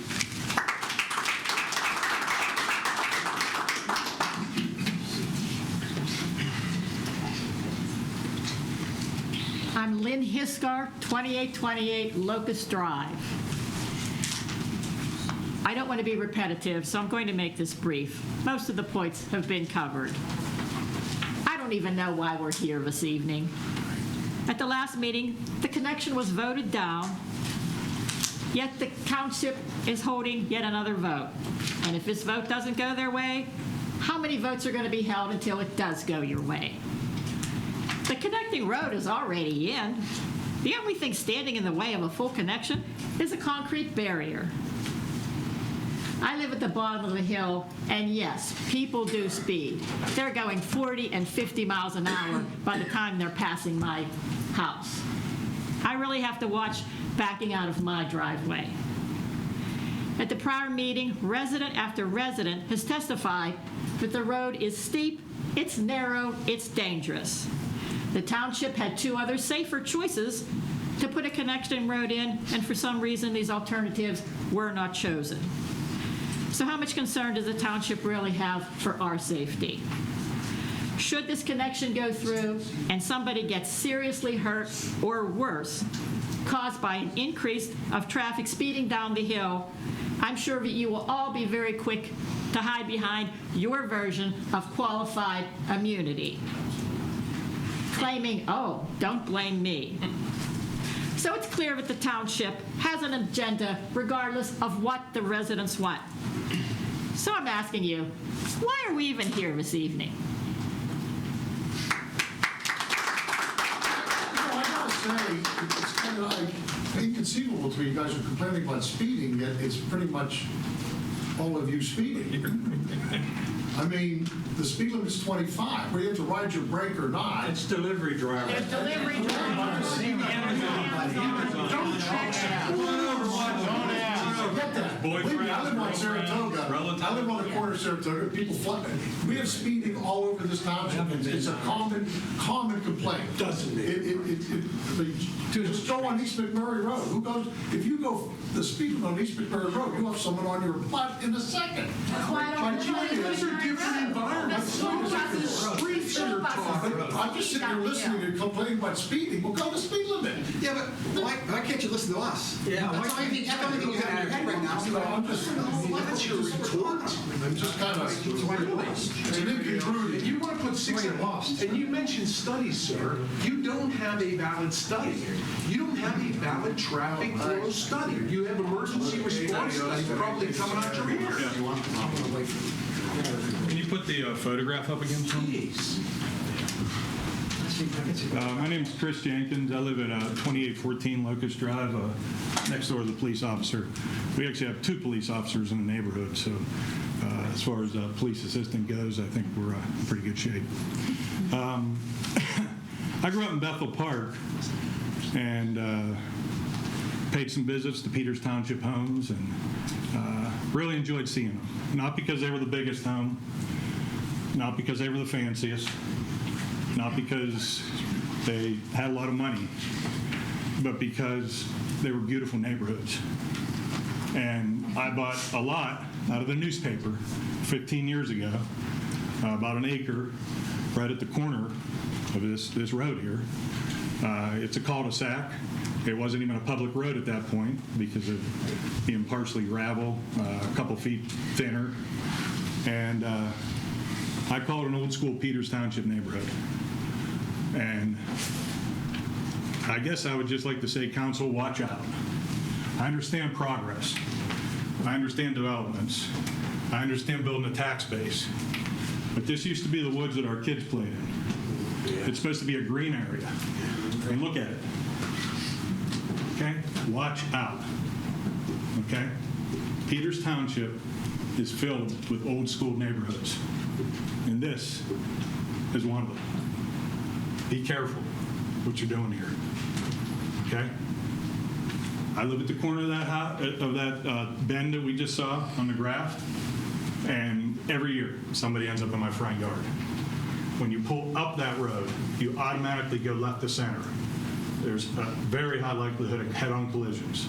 And you can say it's me, you can say it's my wife, you can say it's him and him. We got girlfriends, we got boyfriends, we got delivery drivers. It's a very difficult road to navigate. You have to know it. You have to train it. You have to teach it. My daughters turned 16. They weren't allowed to drive in the snow until they were 17. I had to coach them up, coming down, slowing down, accelerating in the driveway. It takes a certain special skill to operate up and down this road. I'm in a transportation logistics company. I'm on a state certified safety committee. Been at it 25 years. Listen to us, please.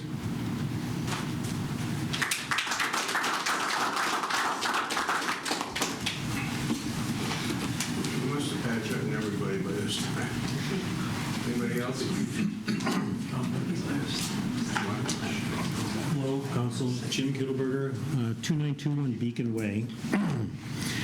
And I wanted to read a letter, if it's okay, from one of our neighbors that couldn't make it. Adam Blank. Adam Blank lives up the street from me on Beacon Way. And he wasn't able to make this meeting today, but he did want to express his concerns regards this road, okay? So I'm going to read this for you guys. Jim, this is Adam Blank. Hey, I can't make the meeting. I want to wrote this letter highlighting safety issue of the new road, putting loved ones and safety at risk. Okay? I'm sending this letter to you. Oh, I want you to trouble you. Anyways, here it is. Hello, my name is Adam. I live on Beacon Way. I have autism, albinism, and a stuttering issue.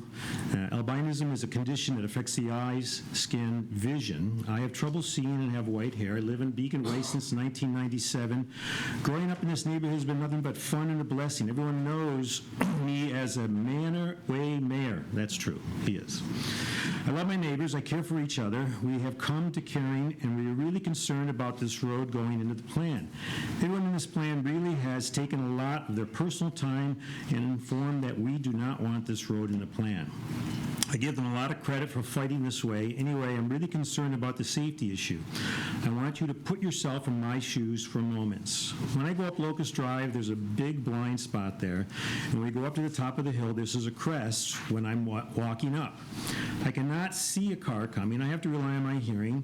I've been there a few times in which cars come flying down the crest, and thankfully I have not been hurt. However, I can call one time I did not hear a car for coming around the crest, and I remember them slowing down and myself moving to the side of the road quickly to avoid being hit since I'm a walker in this plan. This is a huge issue here. If traffic increases on this road, I might get killed, or really am concerned about my niece, who I know is 3 years old. If anything did happen to her, and when we walk around block, I don't know what I would do. I have to ask yourself, is this really necessary to put myself that I can't see really well at risk? The answer is no. My eyesight is pretty good at being legally blind, but this road can cause more damage and issues for the community. The road is not wide enough as well. Again, it's about safety. Please, I ask you to think about your families for a second. How would you feel if anything happened to your child or spouse or anyone? I would be lost. That's how I feel about it. Anyway, thank you for your time, Adam. Okay. I do want to make a couple additional comments. The council has a tough question here because of the municipal's concerns regarding safety. And if you look at percentages, yeah, we did have a fire truck come down in the 60 years that I talked to some of my neighbors, and that was when we had a block party and Jimmy Stevick decided to help get a fire truck for the kids. Prior to that, we don't remember a fire truck coming down to Manor and Beacon Way. That doesn't mean it's not going to happen, but it's a concern of how often is that going to happen? Or how often is a SWAT situation going to happen? How often do we need an ambulance? With this plan going through, as was discussed several years ago, 680 some cars a day are going to go by here. That was what the experts had decided or predicted. If this goes through, we're definitely going to have more dangerous situations. So your job is to weigh what the municipality wants and what those additional dangerous situations occur when we have all these additional cars. It's not wide enough, steep road, all those things that have been run over and over. And from our standpoint, we would rather have more safety and take on those rare occurrences when we need those municipal and emergency situations. But to have these additional 600 cars a day coming through here, that is not going to be safe. That's more dangerous for us. That's it.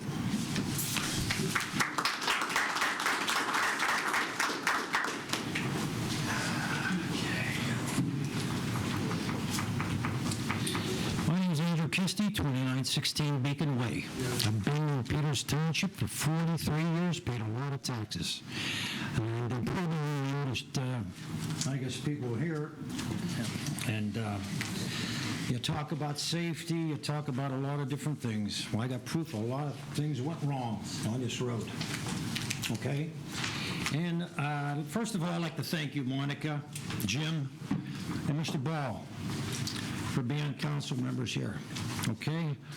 Monica, you've always been a true friend. You always looked out for Peters Township people. You came down and looked at our roads. You come down and analyzed. Frank, the same way, come down and looked, and so did Gary. They all looked, they all took it in stride, looked it over, see how bad the roads and conditions were. I thank you for that. I really do, in bottom of my heart. Now we're going into the fourth vote. Planning Commission originally voted it down. I went and talked to, and believe me, I've been in politics since I was 23 years old. I became the executive board member on my own workers' local union. I became 2 years of that, and then I became president of the union with 23 counties now, representing 23 counties. You talk about safety. I went on different jobs to tell people about safety, to preach safety, to preach. And if it didn't go right with a contractor, I should get on them, okay? I've been around the political game for years and years and years. I know a lot of judges, I know a lot of people here, and I hope to get elected. Okay, many of the things I've been saying. We had a contractor, and 40 years knew everything. He wouldn't listen to people, he wouldn't listen to us.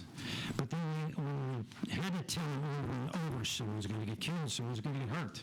On your job, you're doing unsafe conditions. If you're not, I'm going to shut you down. He says, we'll be good, we'll be good. The next week later, what happened? kid gets killed, went through a reinforced rod right through his neck. And the lawsuits everywhere. Finally, he's 15 years old. Okay, you play all these names, you won't listen to the reason. The reason is safety, okay? I had to go everywhere, in all those counties, just to straighten out different jobs, to talk to people, talk to them with respect and dignity, to get some kind of inkling of what they thought in life about what they were trying to do, and trying to see that this was good, this was safe. Oh, we have this, we have that. You didn't have it, because this guy lost his company, lost everything, okay? He got sued by so many different people, it was unreal. Well, I'm going to get to the point here. Planning Commission voted it down. Okay, it was 3-2 vote. Last Township meeting was voted down 4-3 vote. Everyone in this neighborhood doesn't want it except maybe one person. That one person, I'm going to show you where she lives. Okay, I got everything. I might as well put it down because I'm going to bring us all out to this today. And this is the last time I'm going to probably bring this out because this is getting to be a joke. Here's the people who don't want it. If you need that, there's everybody there under the sun. This lady lived up the top of the hill, very top of the edge of the hill. She wasn't even, I don't know what the letter is. Paul made a big fuss about hurry up, read the letter. It sounded like a cheerleader, which I thought was embarrassing. I showed these. Excuse me. Yeah, it was embarrassing. She said, would give me a second. Oh, I will. She sent us a letter. Yeah. She asked that it be read. But why did you say not make hurry up and read it? Hurry up and read it. It's on that. It's on it. I showed this to 3 judges. You know what they said? They shook their heads and went, why were you shaking your head to hurry up and read it? Hurry up and it's on there. It's on the video. Take a look at it, Paul. It was embarrassing, okay? It's embarrassing to these people. It's not embarrassing. Okay? Okay, what are you doing now? Okay, what am I going to do now? I'm going to show you the road codes, okay? And I got to show you what it happened with the truck sizes. 8 foot 8 inches wide. I'm going to show you what the Peters Township was supposed to put on, okay, for these roads originally. I got everything here that you want to see. Here's the township. Okay, you can see what the township quoted on the last final thing. Here's the buses, how they can't even go up and down the roads. Here's the streets. We'll go from here. I measured every one of these streets 5 times. Okay, on these roads, I got the original sheet by Gateway Engineers. Did they work for you at one time? They still do. They still do. Good. You want to read? You want to see these? I'll show these to you. No, you're addressing council. Okay, council. I'm not the decision maker. Here's the final sheet, okay, on Gateway Engineers. These are the final readings on the road lists. Okay, this was done in 2004. When Pompey Construction was 43 days late, Peters Township is charging $500 a day for a late fee. On these roads, correct? You were there. You're the assistant manager. Your name was on this. Not only that, here's the road list. 19 foot 6, 18 foot 7, 18 foot 3, 19 foot 7, and 19 5 of the road list. It's signed, it was inspected, and it was done. Here's my reading on these roads, and I read it, and we did it so many times. 16 foot 9, 17 foot, 17 8, 18 foot, 17 8, 18 8, down to Kettlebrook's ending is 13.2, okay? You got 15.8 at the beginning of his property, and I got pictures of that, and I can show you. So I don't know how these roads or how they got inspected. You talk about safety. The original contract to put those roads in, okay? I measured them. I got every picture you want to see, and I'm not going to be done here for a little while. Here's the Kettlebrook's property.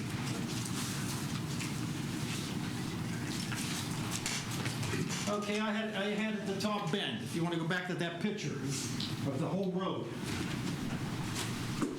Our road, Peters. Okay, right here. I had a neighbor measure. His name is Paul Nagel. And Paul lives right around this end bend right here. Okay, and this bend's supposed to be 20 foot wide. 17.7. 18.1. You talk about safety. You talk about what this road was supposed to be. In your original contract, it's supposed to be 20 foot wide. Okay? 20 foot wide. I got that here, too. I got pictures of the roads. Everything you want to see, it's all here. Here's the buses. Okay, you know what a UPS truck is? You know how wide that is? 8 foot 8. You know what a school bus is? 8 foot 8. That's not the meters. You got a 16-foot 9 road from back of my house. There it is right here.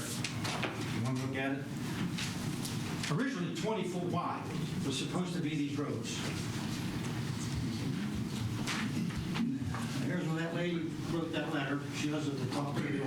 Look at that. It's right there. Put that up on the overhead. Put it on the overhead. Okay.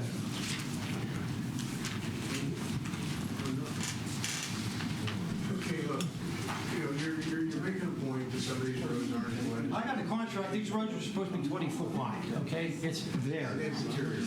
Okay, 20 foot wide all the way around. It's written in there. I got the contract there. Okay. Well, why would you put the road? You're talking about safety, Mr. Ball. I don't know what they were when they went in, but okay. Right now, I got everything here. You measured them right now. They're not that wide right now. Okay, but I'm not done. Okay, I have three grandkids. I have 3 grandchildren. We walk this road. You have 15 people that actually cut grass. Come down. Got to watch for every car going up and down that street. Okay, I was with Natalie Mihalik just last week. I said, you know what? The immunity in 1970, I had a couple judges told me too. They have an immunity in Peters Township. And I talked to them, I says, well, what's the immunity and what is it? And they says they have an immunity of $500,000 for a death. Is that correct? You know that, right? It's $500,000 on a death. And that's each incident. Okay, not only that, it's for 3 things that you're not immune from is death, from a death, an accident, or property damage. Each occasion, it's you could sue up to $500,000. I was with Natalie the other day. Last week, I spent some time with her. She's a new state rep. Very nice lady. First time I met her. We discussed about that, about the roads. We discussed about the municipality. We discussed about the immunity. I wanted to put in at the $750,000 to $1 million to get that up to par since 1978. 5 minutes now. I'm allowed to speak as long as I want. No, you're not. You're going to shut me off now, right? I want you to stop repeating things. Well, this isn't repeating. I'm talking about what I talked about Natalie. I'm not repeating it. Which is germane to this house. I'm going to just tell you point blank, if one of my children, my grandchildren, any one of these people coming down, okay, getting hit by these roads who are very unsafe, 16 foot wide, you got people up and down, and it's true, they're going flying. They're school buses. Your school buses are coming down 45 miles an hour. Okay, nothing said. You might as well stick that 25 mile an hour sign, just throw it away. It's not doing you any good down here. You want to tap into the road where people don't know this road. They're going to fly up and down. They're going to go through this property. Other neighbors down there know what this property is like. They know how to drive. They know how to drive safely up and down these streets. You have a couple here and there come down, kids visiting. They're flying up and down like crazy, like maniacs, and they don't see it. I had to stop. I stopped so many people just going like that, and I'm right dead center right here. This is where I live. I bought this a long time ago, 2 acres. They fly up and down the street, especially this bad road. This is a 17-foot wide road, and you're talking about safety. I gotta be honest with you. That's far from safety. And believe me, I have 3 grandchildren. We walk around that street. You have 26 neighbors that walk around that street daily. I count them every day. I make sure I look and see when I got something to say, it's going to be the truth. They walk every day. You got women exercising up and down that hill.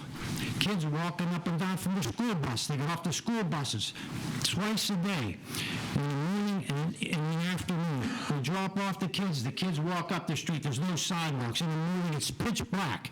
It's dark. Somebody from a new extension, new road project coming in, if they get hit, look out. It could happen. I'm just warning you. I know you have a $500,000 immunity. I'm working on other things to make it higher. And God forbid, okay, Mr. Jimmy, you're leaving. Mr. Ball, you're leaving. And Monica, it's sad. But the thing is, you as council members have to listen to these people. We pay your salaries. We help pay your salaries. We help elect you guys. But you look, here's the bottom line. Here's the bottom line. This is going to depend on you legacy. What your legacy is. Are you going to vote for the people who really worry about the safety of their children, their kids, the people around them, worrying about it? Who's going to get killed next to that road? And I'm just telling you, you voted it down. And I give you credit, Mr. Lewis. You got up and spoke just like it was. I got to vote no because I don't want government shoving it down somebody. And I remember that statement. I give you credit for that because this is what it's going to be right here. And I pray to good Lord, no one hits my kids, my grandkids, or children on the street, because I will do what I have to do, and I will take his report.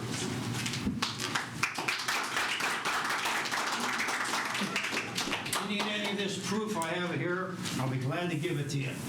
It's your contract. Your contract of 20 foot wide, supposed to be 20 foot wide, which is never done, all through the streets. You want it, I have it here, okay? Thanks a lot. Anybody else? Okay. All right, I'd like to make a motion we adopt ordinance number 867 and authorize Bresnahan, Finnegan, and Bresnahan to file a declaration of taking into the Court of Common Pleas of Washington County, Pennsylvania, on behalf of the township. Is there a second? I'll second. Okay. Mr. Lauer, do a roll call. Mr. Berquist. Yay. Mr. Arcuri. Nay. Mr. Coase. Aye. Mr. Stein. Mr. Lewis. Aye. Mrs. Merrill. Nay. Mr. Ball. Yay. So they just do that. 4-3 in favor. All right. Mr. Chairman, I'd like to make a motion that if in fact this passes, that we install a gate as you have indicated. We have a precedence for safety gates in the township. I'd like to make a motion, if this in fact is constructed, that a safety gate be installed to be used for emergency purposes only. Moved and seconded. Okay, in favor? Aye. Opposed? Nay. Nay. But I want a study done on that, whether or not that is feasible.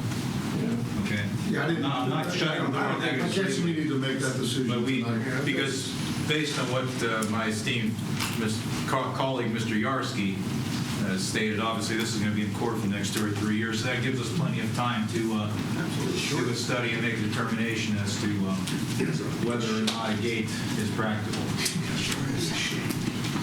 All right, so we will do that.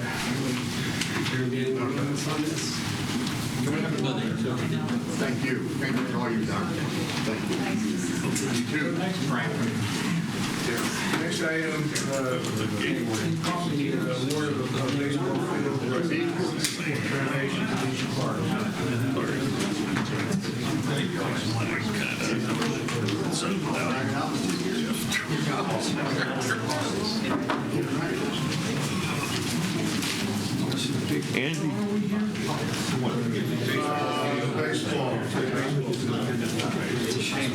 On June 18th,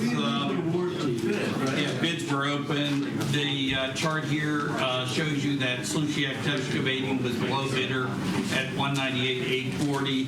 As we spoke to council previously, these improvements of this ball field are being funded by the Peters Township Baseball Association. So it's our recommendation. It was a legal issue, but the bonding, and that's been cleared up. They're going to pay us in advance. We're going to use their money as the bond that allows Slusiak Excavating to go ahead with this project. I want to make a motion that we award the contract for the baseball field renovations in Venetia Park to Slesarzik Excavating at a price of $198,840. Second.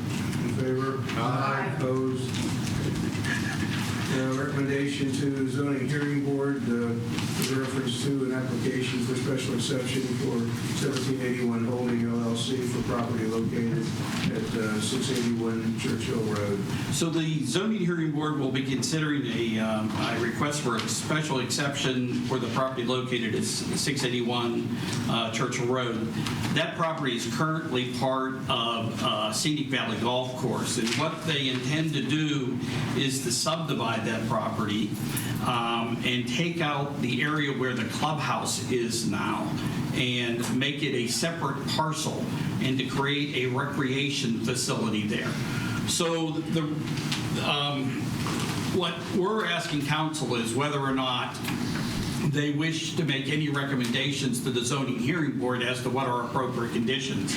As you can see, this property is located in close proximity to a number of homes. And I think the other thing you got to keep in mind is when this gets subdivided off, the intention is to continue to have a golf course there. But what you should fully expect is that it will be developed as housing at some point in time. So this recreation facility that sits in the middle of it will be surrounded by homes. So the purpose of the recreation facility is to provide amenities right now to who? Well, it's to continue to be used in conjunction with the golf course right now. So there'll be a clubhouse, there'll be a... And just refresh my memory for a moment. So what came first, the clubhouse or those homes? No. The homes. Were the homes built? No, some of them were, some of them were not. That neighborhood was under construction. So I'm just curious that when the people built those homes, they knew that that clubhouse was there.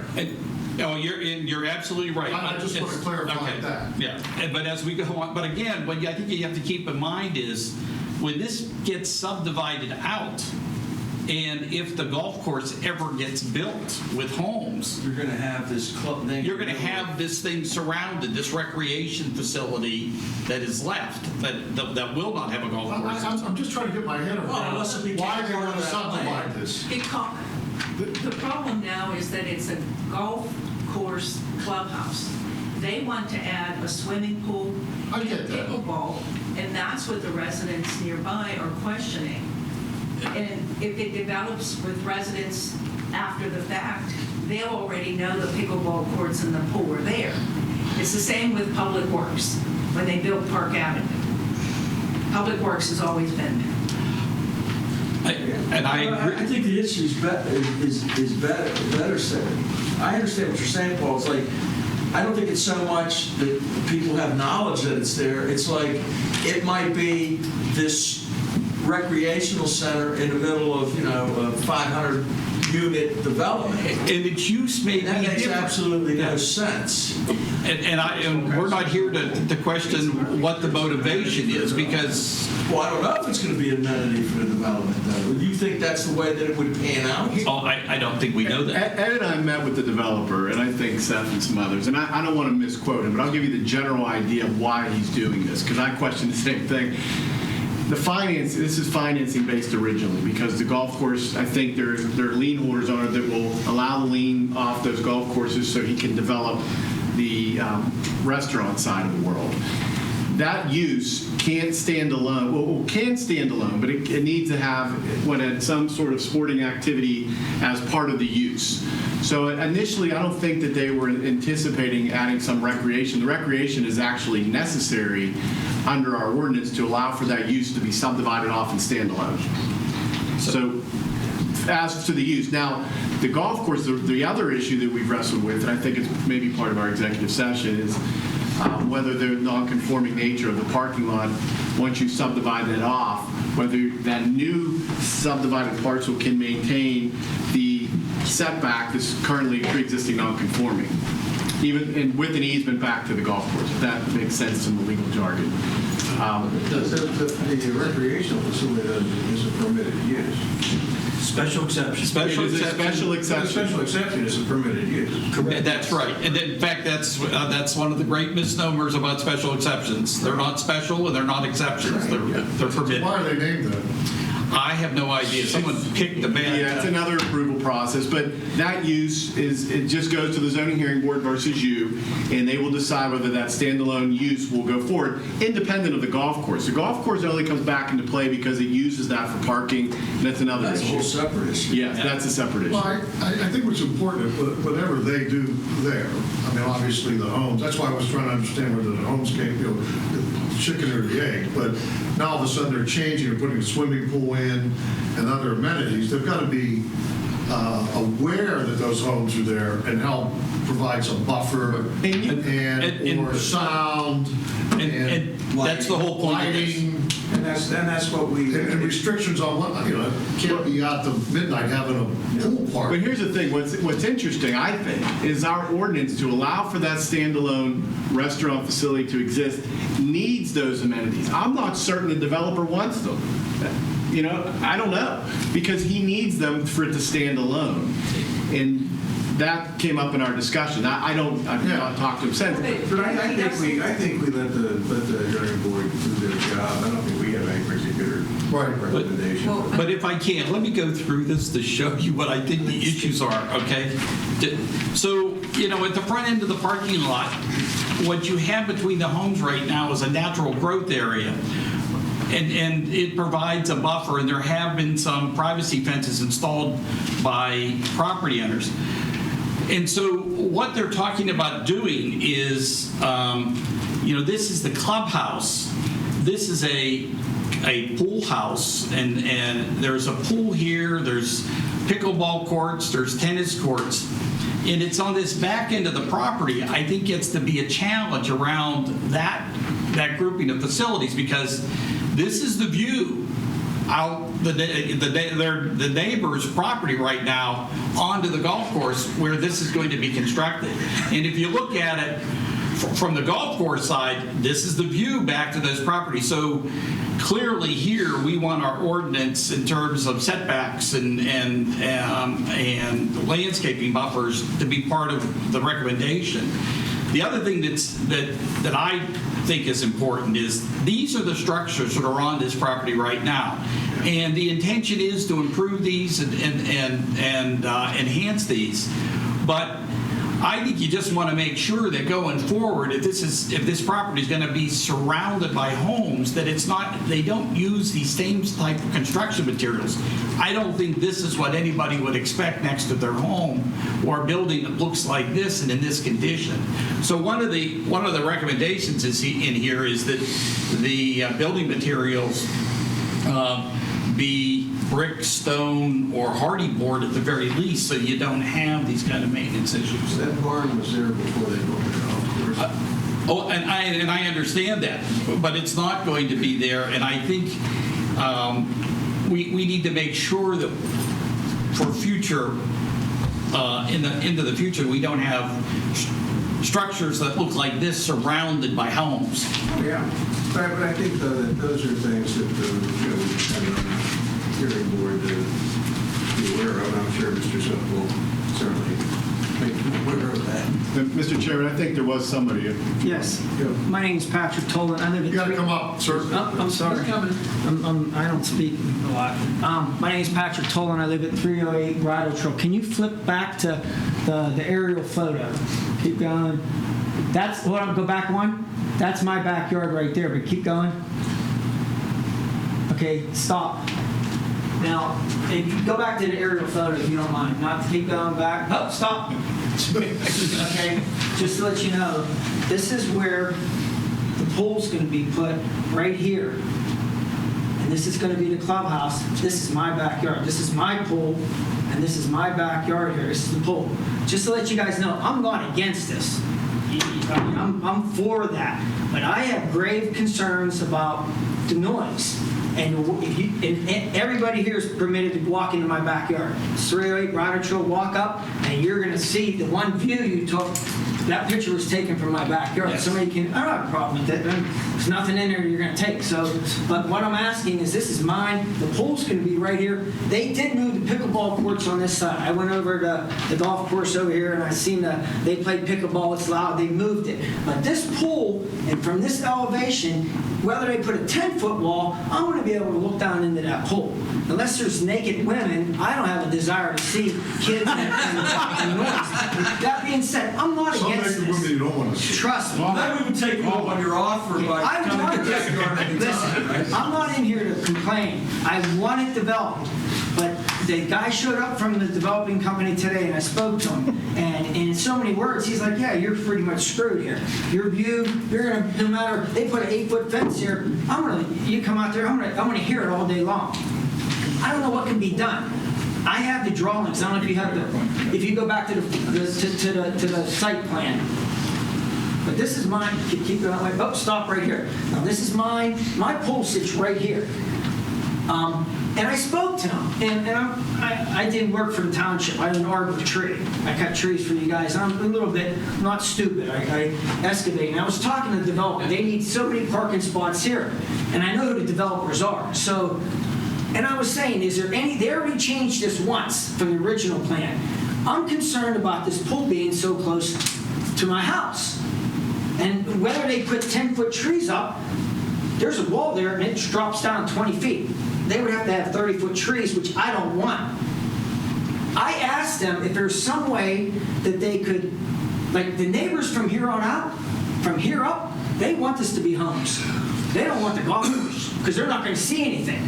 From me over, we have a view. We have the best view in Peters Township. I bought the house for that reason. It's beautiful. I mean, my kitchen might be dirty, but the backyard is stunning. I mean, I literally have, it's $1 million view.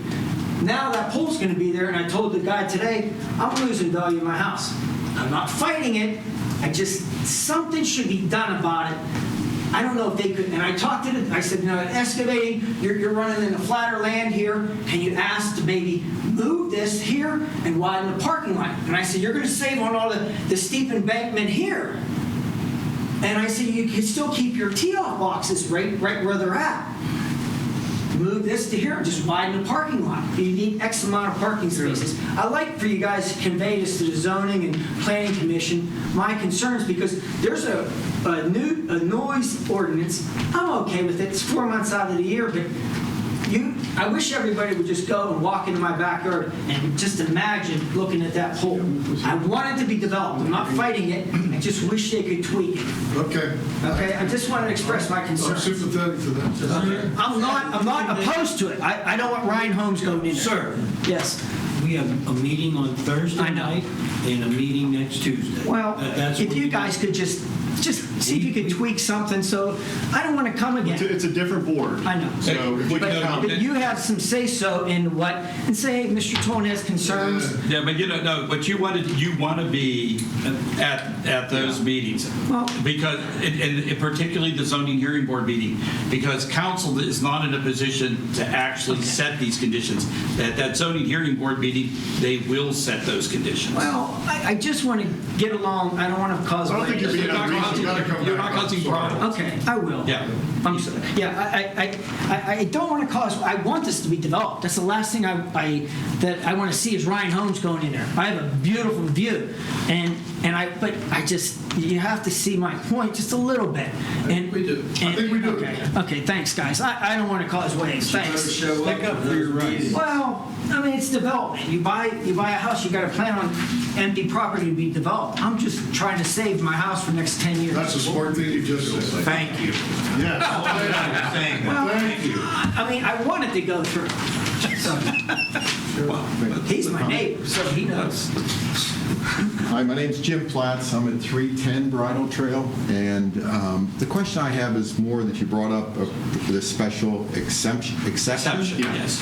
That it's a requirement to put the pool in or some type of recreational facility for him to be able to get this parcel cut out of this parcel. So my question is, and someone said it, that the builder doesn't really want the pool.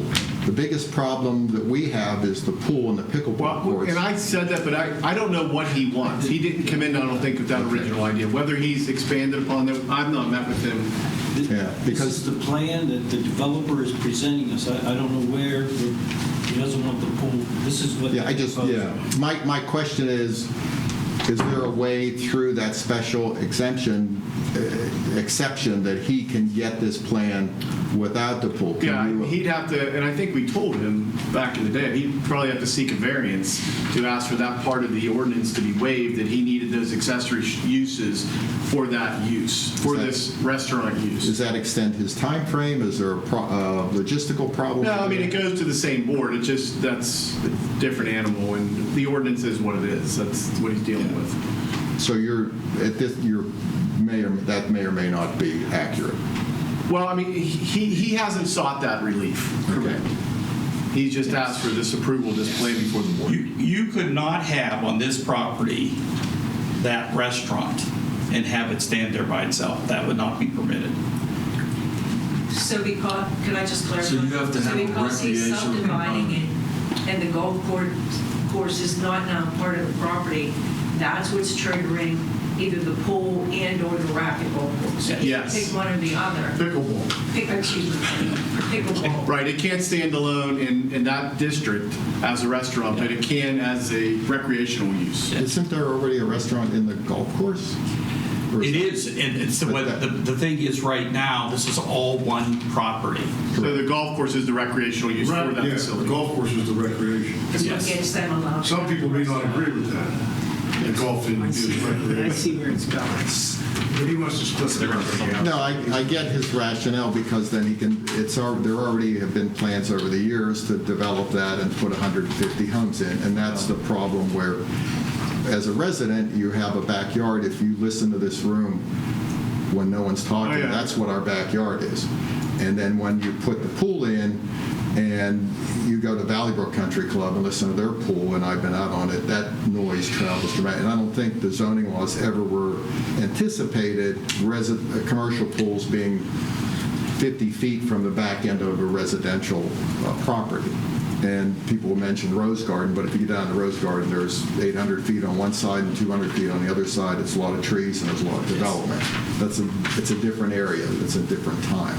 So if he doesn't want this, but then he can't have his restaurant. I don't know that. This, again, what Ed has told you. My question is, if he, suppose, just for argument service, that he didn't really didn't want the pool and the pickleball, but he wants the restaurant, he can't have that and break that piece up. Not by way of special exception. But through a variance. I believe he could seek a variance. He would have to, it would be a use variance, and that would be difficult to come by. That'd be difficult. So he's probably been advised this is the only way to get this. We can't solve that tonight. He'll be at our meeting on Thursday and our meeting next Tuesday.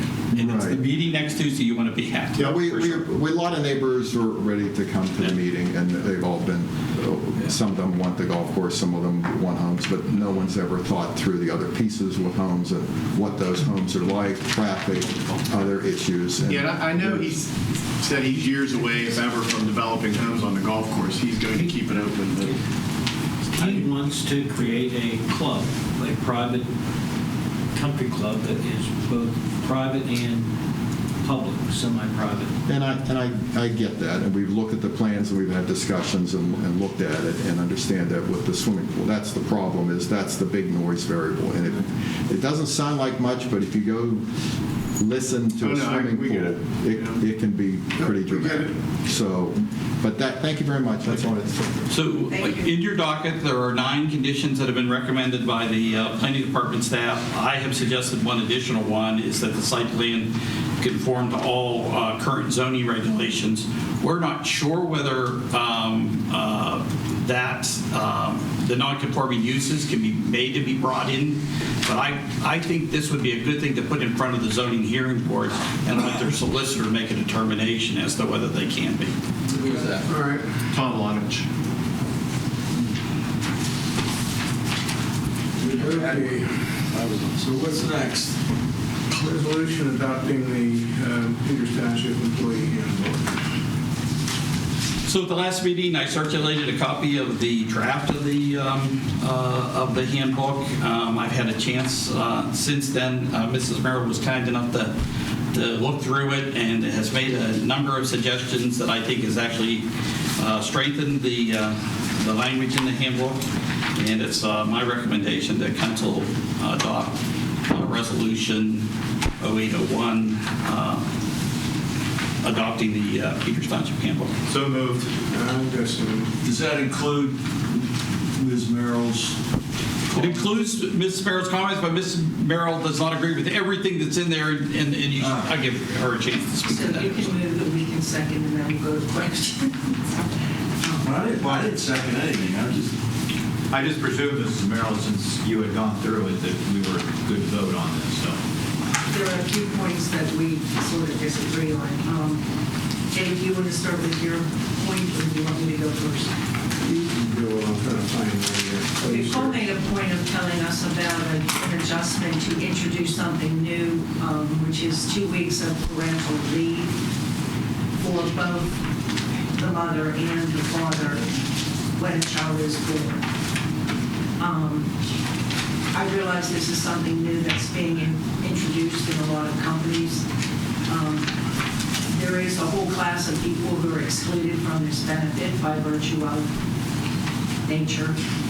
I'm not necessarily in favor of 2 weeks paid time when we in fact have given other benefit time off that people can use, including vacation, PTO, and then a short-term disability. So I'm kind of objecting to the 2 weeks as a parental leave. That's one issue.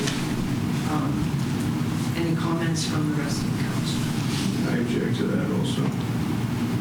So you don't want to give any parental leave at all? Right now, we give 4 days to the father. Yeah, what you do right now is we have an emergency leave provision. So if something happens, a heart attack, whatever, and then on the bottom of that it says for the father of a child that's been born, you can use emergency leave and you get 4 days off. The mother, on the other hand, it's handled as though it was an illness. And so if you have sick days, you can use your sick days. And then once your sick days run out, it becomes short-term disability.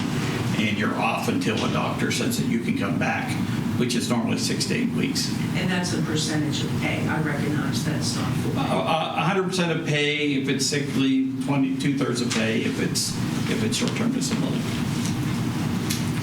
I would probably be willing to negotiate for a week, but I think, as I said, this is a benefit that's not really available, unfortunately or fortunately, to a lot of people, and it does add potentially costs to the township. As far as another thing that I was having a disagreement with Mr. Lauer about is under compensation, the pay plan.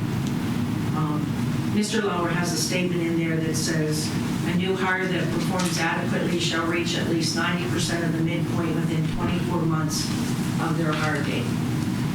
Now, I was trying to do the mathematics, and between an entry-level rate and the midpoint in almost every range, it's a 12.5% difference in pay rate. So that means that in 2 years, if someone was hired at entry level to get to 90% of midpoint, they would have to exceed the 3% cap that we usually put on for performance reviews. I'm not objecting to the possibility that this happens because not everyone comes into the township at entry level. I just wanted to change the word of shall to may. And I think that does not create an expectation for an employee if they happen to be hired at the lower level. It's just semantics, but to me it makes a difference.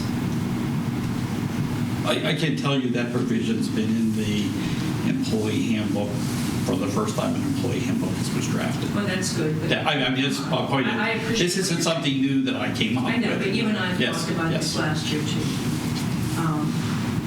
One thing that I did, I missed out mentioning earlier was the floating holiday. We agreed to give people this a while back, and I have no objection, but I was a little confused about how that was implemented. It almost sounds like the manager starts at the beginning of the year and says, okay, we're going to pick a date as the floating holiday. That's exactly how it happens. But if you recollect back, what happened was we took away a personal day. We turned it into a floating holiday. And the reason we turned it into a floating holiday was to deal with things like Christmas Eve, when we don't have that off as a day, as a day off. And when that hits in such a way that it's in the middle of the week, we've assigned that as the floating holiday, which resolves all the issues that are associated with it. So that's just handled at your discretion. Yes. But there is a line that says if you don't decide, then it just is considered a regular holiday. It's considered a personal day. It goes back to being a personal Okay, I day. don't have any issues with that. I have the issues with the two things I stated.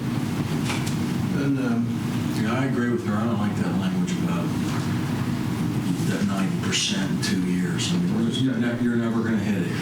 I would agree with Mrs. Will's objections. And I have take some exception to page 30, item 5A. Page 30. Civility in the workplace. The down through that.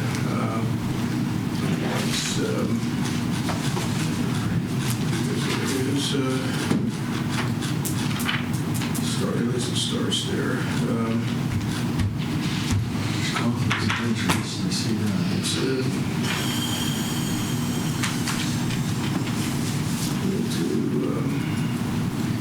It says employees should report instances of prohibited conduct. Then it goes on to say, in order to make sure that all employees are able to report acts of mandatory violations policy, multiple alternatives. No, that's not the one there. Where are you, Dave? Can we table this till we have these?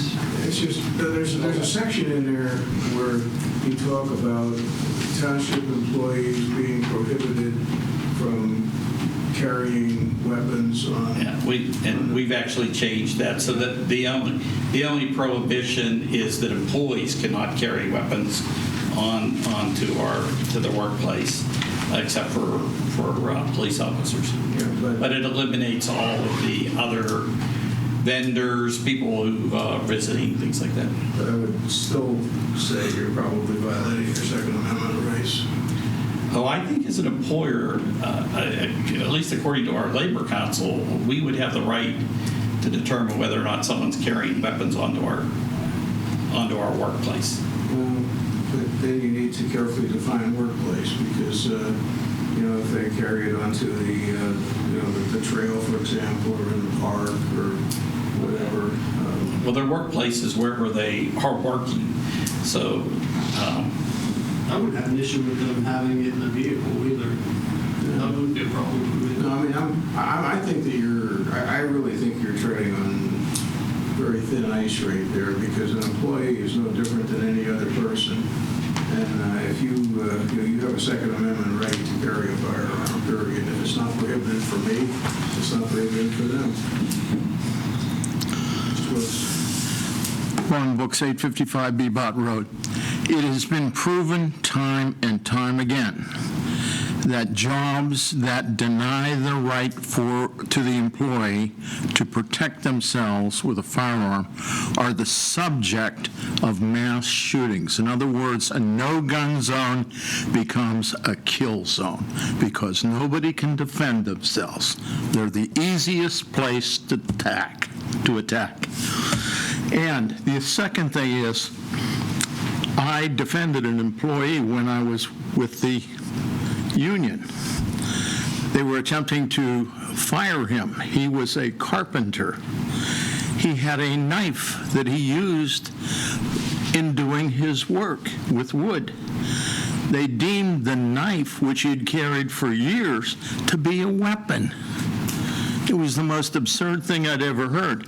But they went ahead with it because there was an agenda to fire this guy. So for those reasons, I would really endorse the idea of people being able to defend themselves either with the firearm or any other reasonable means of defense. I really do think that if this were to go to court, you would lose hands down. So I think you really need to reevaluate that. All right, I'll withdraw my motion. But can I just ask a question before you move on? So what I'm hearing is that you want me to take out the parental leave, that there be no parental leave, and go back. I disagree with that personally. I think that times have changed. I agree with the idea that this has become a perk, and I recognize that it's very beneficial to a lot of people. I also recognize that there's a whole class of people who are never going to get that benefit. So 5 extra days off or 10 extra days off is never going to come their way. That being said, I could be amenable to making it, if you already have 4 days for emergency, I could be amenable to making it, a standard 4 days or 5 days. I don't think she'll make any changes. So you're saying 2 weeks pay? In addition to that. And again, I think, it isn't like there's lots of children born in Peters Township. Yeah. But I don't know. I don't really have a problem with that. I mean, I know like when I worked with a law firm years ago, they had something like if a secretary was having a baby, she got, and it wasn't like 2 weeks. It was a solid period. And then they had the option at the end of that to take unpaid, so many weeks of unpaid. Well, they would under the So, I think times are changing, and I mean, realistically, how often is this going to happen? Yeah. Well, it's not going to happen often. I'll agree with you on that. Okay. I'm just trying to. Everything else. Okay, so I'm going to leave Except that for the in. fire department. I'm going to. I know you. I will remove the restriction on weapons. And what was the third? The paid plan. Okay, and I will change it to May. Well, he's going to do that, can't we just then go ahead? If you want. Subject to those. Yes. All right, then fine, I'll make a motion that we approve the resolution subject to the changes that have been discussed. I second. Any other discussion? Favor? Aye. Opposed? Okay. Payroll and bills. Mr. Chairman, I reviewed the pay report in the accounts payable. Payroll was $300,000 and about 90 in taxes, and then the accounts payable $757,000 due to some heavy payouts for Rolling Hills and AC for the library. I move these be approved. Second. Any other discussion? In favor? Aye. Opposed? Okay. Correspondence, there is none. Minutes, anybody want to talk about any? Good. All I want to say is I know that council reads the minutes of the Peters Creek Sanitary Authority meeting. Yes. Yes, they're very interesting. This prints on this is too small. I can't read it. Miscellaneous, Paul? What's that? Do you have any miscellaneous? No, actually, there's nothing happening with the zoning hearing board outside of what we talked about tonight. In your docket is a tentative budget calendar, so you can take a look at that. So every Monday from September 13th on through the end of the year, Practically, but it isn't quite. There's an opportunity, depending on how quickly we move on this. I just want to be transparent about how often we. Oh, we meet a lot in the fall. We're still miscellaneous? Yeah. Paul, the attendance has been phenomenal at our Wednesday night concerts in the park. And because of that, we've got one bathroom. You know what? We have got to add. Yeah, we were talking about that today. Yeah, it's just not. Yes. It's not. It's not. Doesn't work. Yeah, it doesn't work. We need to address it. Believe me. As you get old, I've had issues. Anything else, anybody? This is a personal thing. Save the tree. Anybody, anything for next agenda? Okay, then, do we have an executive session? We do not. No executive session. We are a